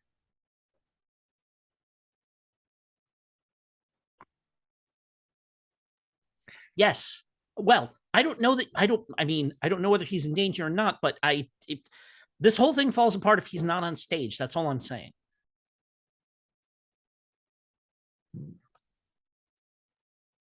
And then I will, since I presume I've got to go right on stage. Yeah. Yeah. So Tell me, this is a big, like, you're walking from not doing anything to this is a big solo scene for you on stage. Tell me what that's like, and tell me how you put your spin on it so they know it's you. So I like, I so one thing that happens is, like, I go on stage and and as I sweep on stage, I've got the box in my hand. And I just laugh and just like toss it to someone else on stage who I know will, whatever, just like catch it and put it down behind them or something like that. Okay. A little package there, just so it's on stage in case I need access to it. Fair. And then I come on and I have Timothy's part down, of course. And I'm going through it and I'm doing it and all that kind of stuff and everything. But like the whole thing has like references to like biblical place names, right? And instead of doing the biblical place names, I insert places in Neo York. Okay. Right. Like it's not the walls of Galilee, it's the, it's Penn Station or something like that, whatever. But like that kind of thing. And like no nod, no wink, I don't break character or anything like that. But I think the first time it happens, maybe a few people go, what's the deal with that? That's not the lyrics. And then the third or fourth time, it's like, oh my God, okay. And like people are clear about what's going on. I want a dramatic role for you to see if you can pull this off and perhaps redeem some of your reputation. Yeah, sure. I have the presence of mind to know that this is a thing, and so I'm just putting it right out there, saying, I know you all know this, but you're going to judge me on my performance here. So I've got 5 in dramatic. Yeah. I've got a green token, so I'm gonna go ahead and use that. So that's 7 dice. 3, 5, 6, 7. Let me roll it. Boom. So my highest is an 8. But yeah, because I am a clone, I have not had a chance to use my special clone ability yet. Right. Which is, I take one skill, I underline it. That is the skill that I was bred in a vat to be able to do. And I think once per session, I can re-roll ones on a roll that I make with that particular skill. Absolutely. So I'm going to take that single one I rolled and roll another die and see if I can get better than an 8. I may not. That 8's pretty good, but let's see what we got here. That's a 2. So, but no ones, ones in that roll is what I'm saying. And 8 is solid. Yeah. You are, you get a strong round of applause there, and I think that, of course, everybody has like the virtual program, so they see your name, the name changed, so they see that the understudy and they will know it's you, and you kind of have to swing off stage to get ready for the big finale and then the wedding. So go and get ready for that. Grace, Jake, you realize very quickly that this guy has no idea who Deirdre is. He's been let in by Sandor to take a shot at the sister from up in the balconies, but he doesn't know anything about this. He sent those last threatening notes, but he doesn't know anything about the other thing. Is there somebody up there? I've lost track of whether someone was going there and we've stopped him, or whether somebody else is out there. Oh, somebody else is out there. Exactly so. And you'll realize that. You realize there's another assassin. Yeah. So we have to stop him. Grace. So Grace has gotten a call. You see Grace talking to Timothy. What's going on, Gracie? Timothy is in danger. I need to find him. I think we've had the situation handled here. Yeah. I mean, I love the idea that there's this kind of one of those curtains that you find across the kind of, to keep the light out of the auditorium, is being taught, and he's that with one of those kind of velvet ropes, securing him, hanging from something. Okay. Do we know where the other assassin is? You have no idea. Damn it all. But you assume that if this guy was taking a shot from the upstairs, from the technicals up there, that's makes where sense. We have to go. Yeah. Okay. You go find Timothy. I'll find whoever's up there. I'll join you as soon as I can. Cut the ladder. Okay.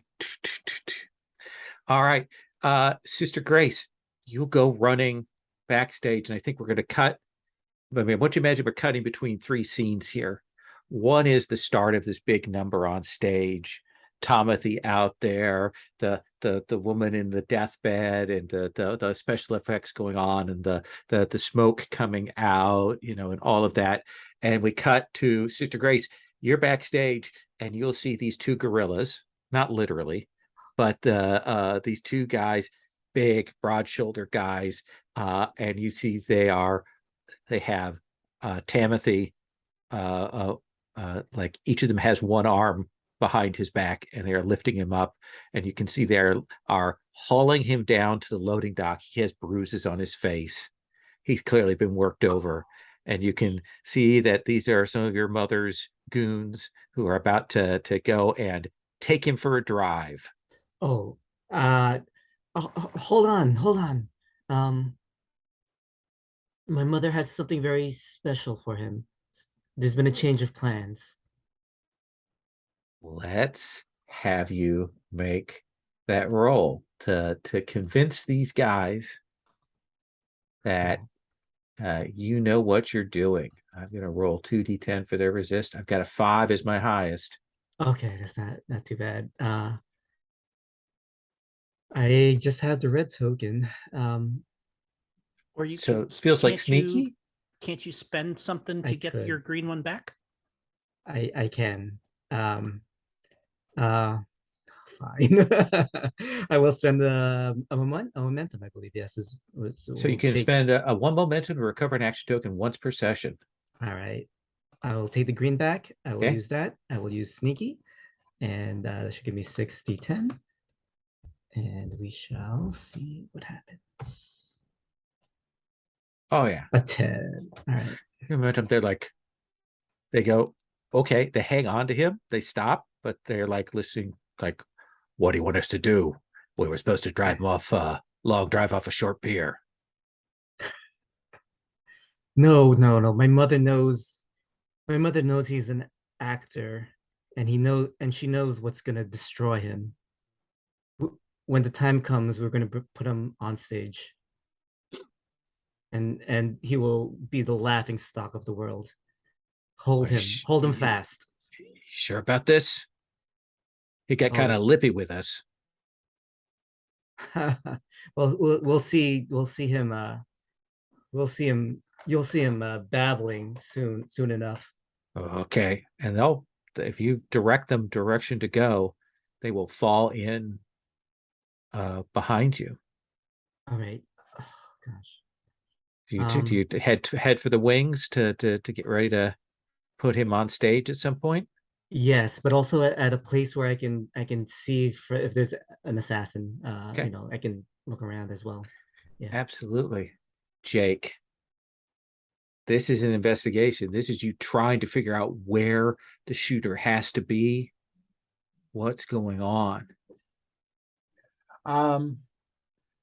Yeah, it's where would I go if I wanted to shoot somebody who was on stage? Because this is no way to shoot somebody in the audience. Yeah. So yeah, I think that I'm going to spend my last reserve to get that extra D10. And I think a clever is relevant because it's just trying to work it out. Which will get, hang on, spend that. That will get me 3d10. And oh no, hang on, that's not the way that works. No. I spend that in order to get my yellow token back. Okay. Then I can roll 2 dice with the yellow token. I think that's the least worst. Yeah. 2d10. Oh, it's a 5. So I think that you will come up and you will make your way up and you will move and you will see this glint and you can see this gun that's set there and you can see the little automated like tracking thing. Oh. And I think you kind of look at it and you can see that it is set to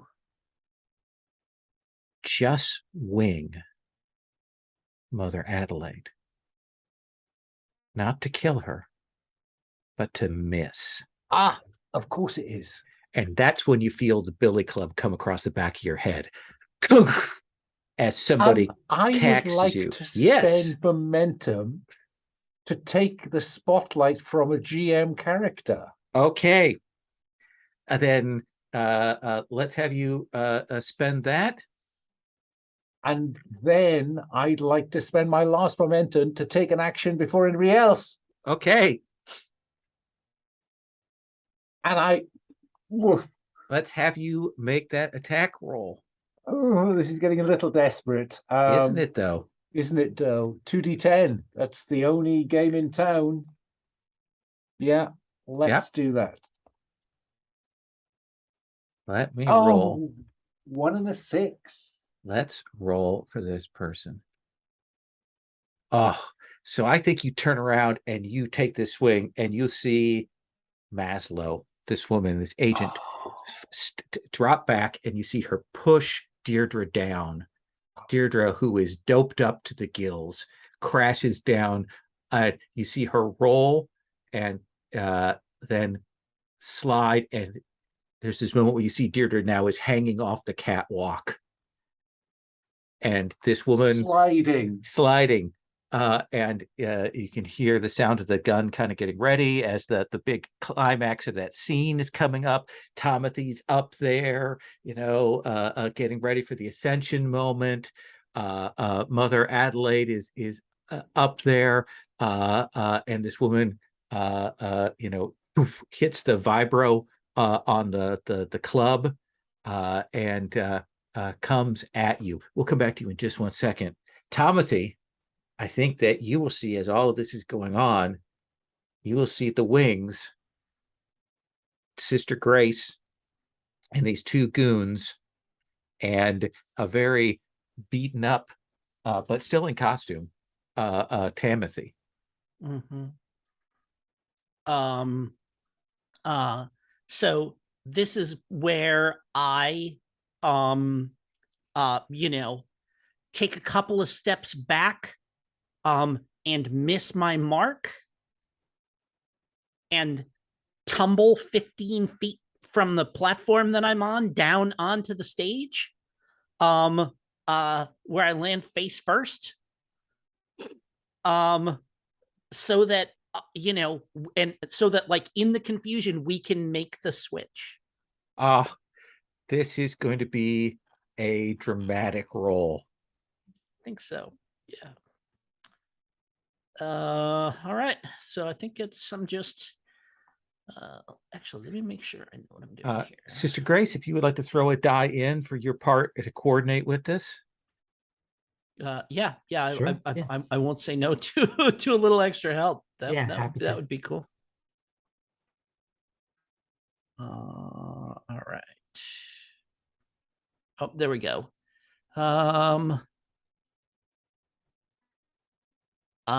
Okay. So I can reroll ones anytime using Anytime, dramatic. yeah. So all right. So that's gonna be, I'm gonna throw, and this is the extra. Do I roll the extra die?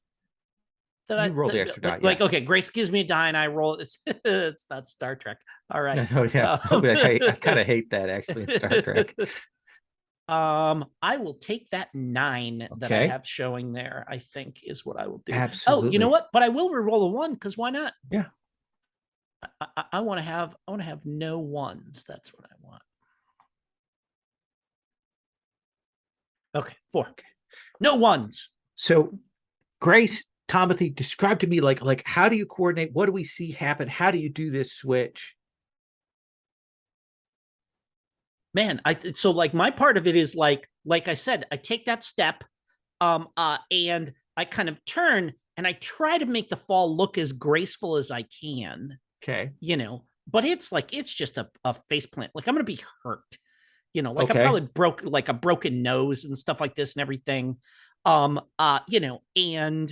like, as I'm falling, I'm saying, Grace, now, and like, boom, I hit, like, everyone backstage goes, oh, yes, yeah, exactly. And I kind of like crawl to this, like, I sort of like, kind of crawl off, so that, Timothy can just come back on, do a little, like, and like in the theater, when something like that happens, if it looks really bad, but you're okay, you do a little like, hey, I'm okay. Yeah. And then back to it. So it's not just like instantly, like, you don't like pretend nothing. You kind of got to acknowledge that right, something happened and tell the audience it's okay. And that's why we're going on with the show. But yeah, I got thrown off on I literally thrown on my face during a improv show. I remember this. So yeah, and you gotta, and like, when the audience gasps like that, you need to let them know, seriously, I'm all right, and we're gonna go on with it. Grace, and so that's what happens. How do you make this work? What is it that you do to make this click here? Yeah, her first instinct was worry when she sees him fall, but then she thinks, this is Timothy. He never misses a step. Everything is deliberate.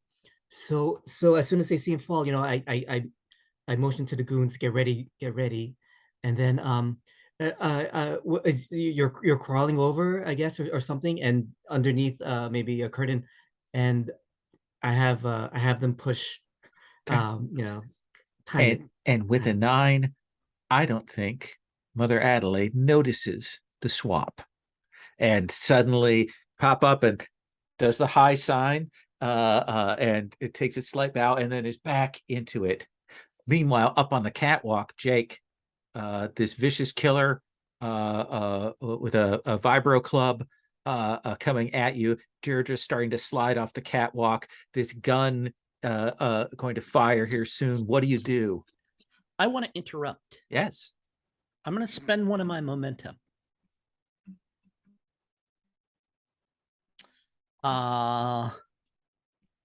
And reach down and like hit the heel of my shoe, which causes the knife blade to come out. And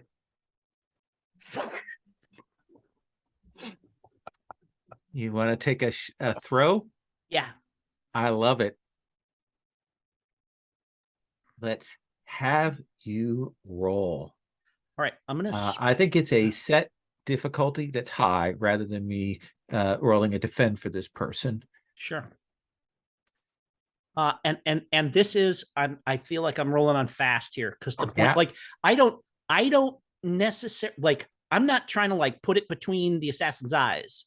I'm just trying to like hit them to give Jake time to scramble back up so that he can, do fisticuffs like he does. Let's have you roll. All right. I got my yellow token, so I'm going to do that. I think I've already done my thing where I get a, get the token back. Yeah. Get the token back. So let's see what we got here. Roll 4. Boom. Oh, there's a 9. There's a 9. So are you more interested in doing damage, or are you more interested in putting this person out of position? I am more interested in giving Jake a chance to finish the fight himself. Suddenly, like, I don't want to take hear them this out. Yeah. Hum for just a moment that you recognize as Timothy's boot knife, and Maslow, falls back against the railing there. What do you do, Jake? I stop Deirdre falling off. Okay. No. Throw myself at Maslow with the intention of both of us going off the gantry. Okay. I think that's resolute. Make that resolute roll. With a red, so that's 1d10. 1d10. Do you have any reserves left? No, you don't. Nothing. Absolutely nothing. The locker is empty. And that is a 1. That is a 1.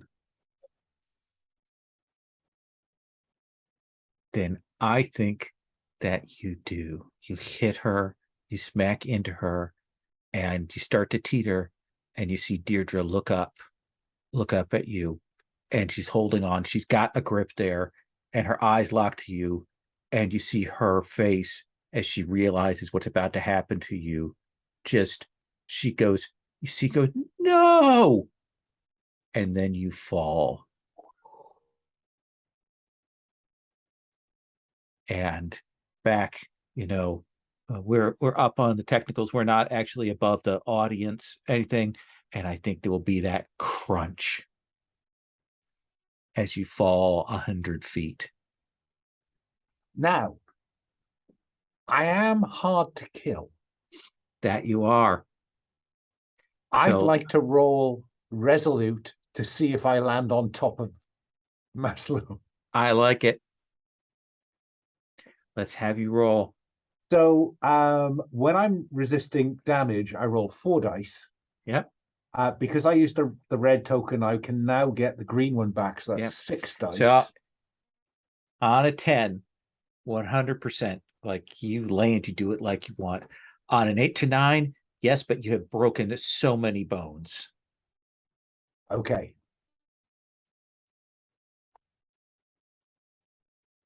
A 10. A 10. And I think she lands on the knife. Like she hits, and there'll be that as the knife goes through her and crunches down. And I think we see Deirdre stagger up, look over, and kick that gun over so it doesn't fire. And there is a bit where Timothy, Sister Grace, you'll see Mother Adelaide, like she goes to hit the crescendo and she's clearly expecting a shot. You can see, you can tell she planned to get winged, to be a martyr, to blame Deirdre for this, to like have that anything she said would be considered crazy because she tried to kill her. But that doesn't happen. And she's good. She knows how to perform. And when that doesn't happen, she carries on. I would like to spend the momentum I just got. Okay. Because I want to kind of say, she's a fake. Please No, let that's the show you. That's play out. you. That's Yeah. you. I need to I need to cause, I Because need to get up and here's the cause a thing that disturbance happens next to create an is opportunity. the people come in for the wedding sequence. And you will see Timothy kind of getting on, on stage. Mother Adelaide looks down. You see her look down conspiratorially at Timothy, like, good, and then you see Xenia come out, and Mother Adelaide looks a little confused, maybe starts looking over towards the wings. What do you do, Sister Grace? Are you just watching, or are you going on stage? You're ordained in your church, Sister Grace. Of course, of course. I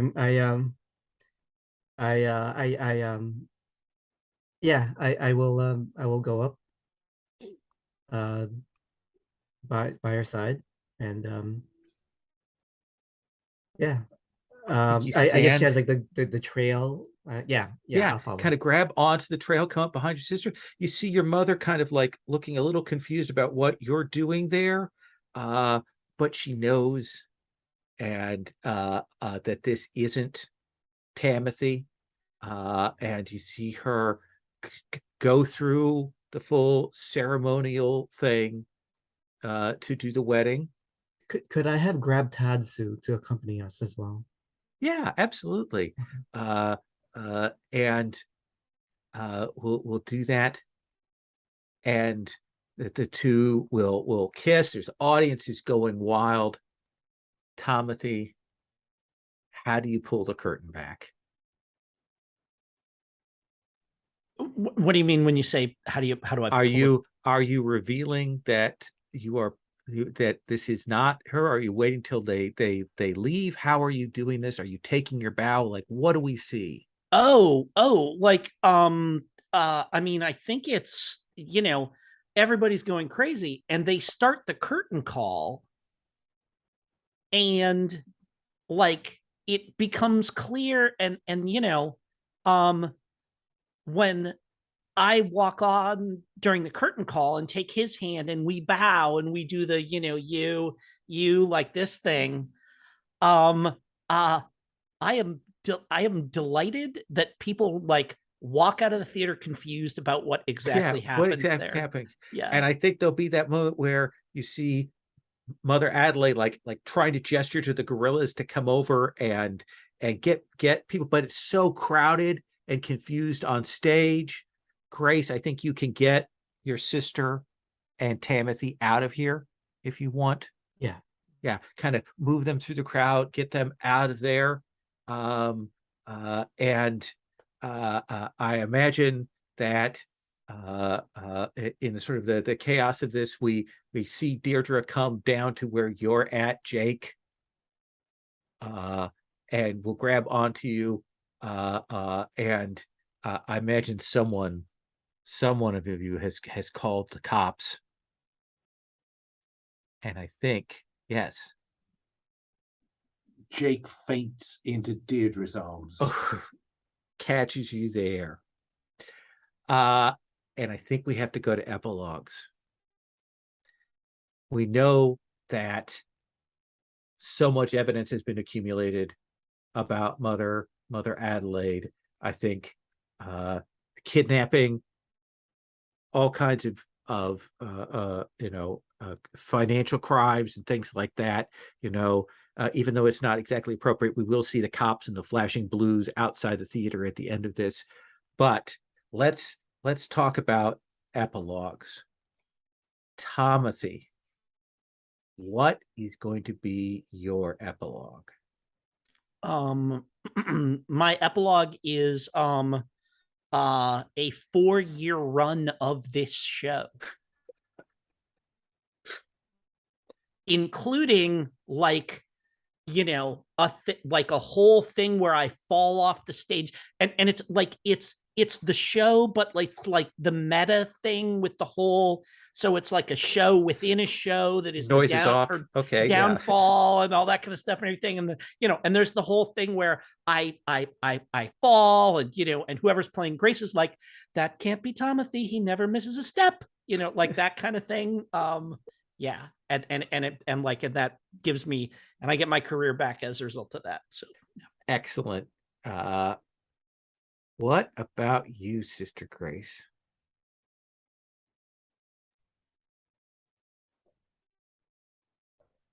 I think all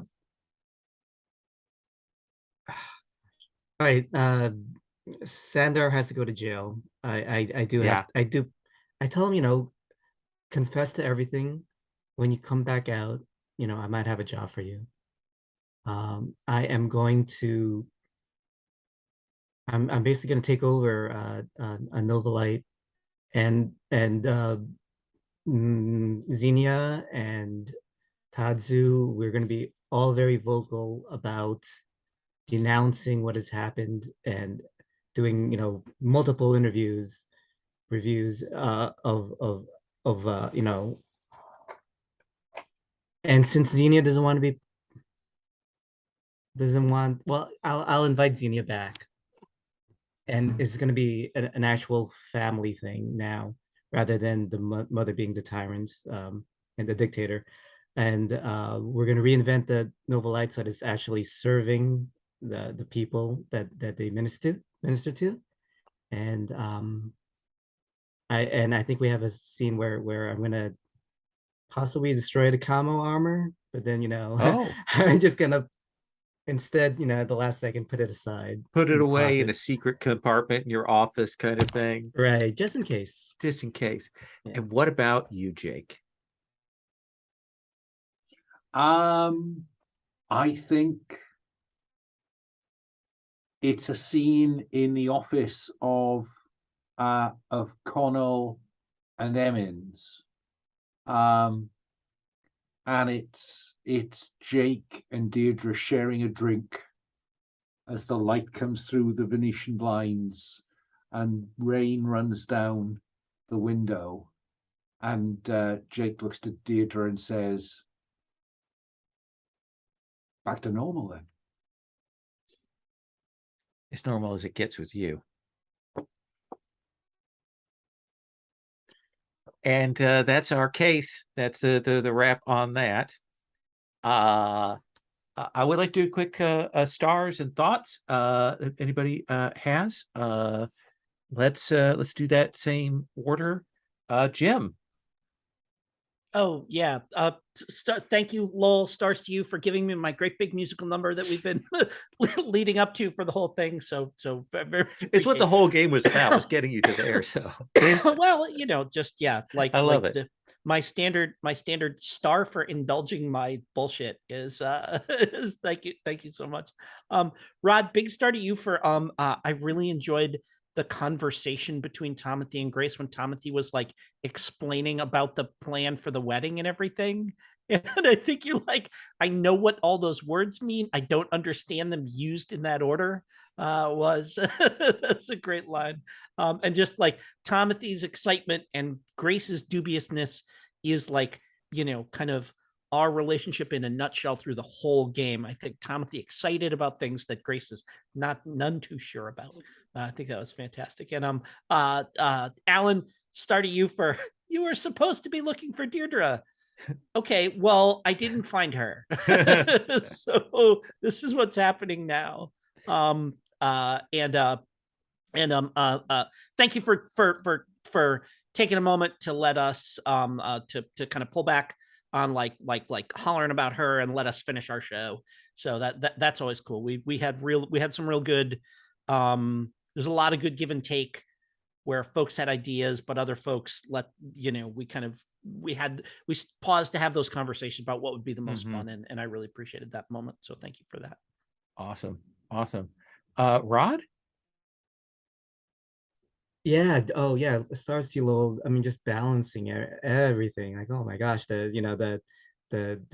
musical along with the more serious well, the assassination attempts or the fake assassination attempts and all the fake outs were wonderful. And then giving us, our individual spotlights was great. Jim for oh gosh, so many moments. Uh, the whole ideas of Adelaide playing her grandmother and the whole and the line about to her to Timothy, all our lives we pretend to be other people. So let's be yourself. Truly, that was an awesome line. Uh, yeah. Alan, the whole Deirdre story was wonderful. That I think that to me was the central heart. Because that was yeah I'm sorry I love that. I love the Jake seriousness about that, the whole um how you were obsessed with that, and that kind of gave us the foundation for everything else. I love the overalls and the fake costume and then the angel costume. That was a lot of fun. Mm-hmm. So yeah, it was awesome. Yeah. Nice bit there, Rod, with the whole like how you handled those gorillas. I thought that Oh, was thanks. great because I wasn't expecting that, and that was such a good turn. Like once I saw you do that, I was like, oh, okay, this is great. Like it was really smart. A nice turn. Alan. Yeah, that was going to be my star. Actually, it was that Lowell, nudging you into a confrontation that you then just and Yeah. off you went. And likewise, Jim, I think the way that we dealt with the person we thought was the first assassin stroke saboteur, who was really just letting off stink bombs, but still, the bursting in and the kind of drawing attention, and suddenly they're on stage as an angel. And I love the way that you tied that in to me getting out of being an angel. That was really neat. Yeah. And Law, I mean, you were spinning a lot of plates there, particularly because we were all kind of going off on one. So good for you, because I think that just keeping all those mysterious plates spinning while not being obscure is really difficult. When the mechanics don't really help you with any of that. This was just straightforward, good old-fashioned GMing. So, good for you. Awesome. I am going to stop the recording.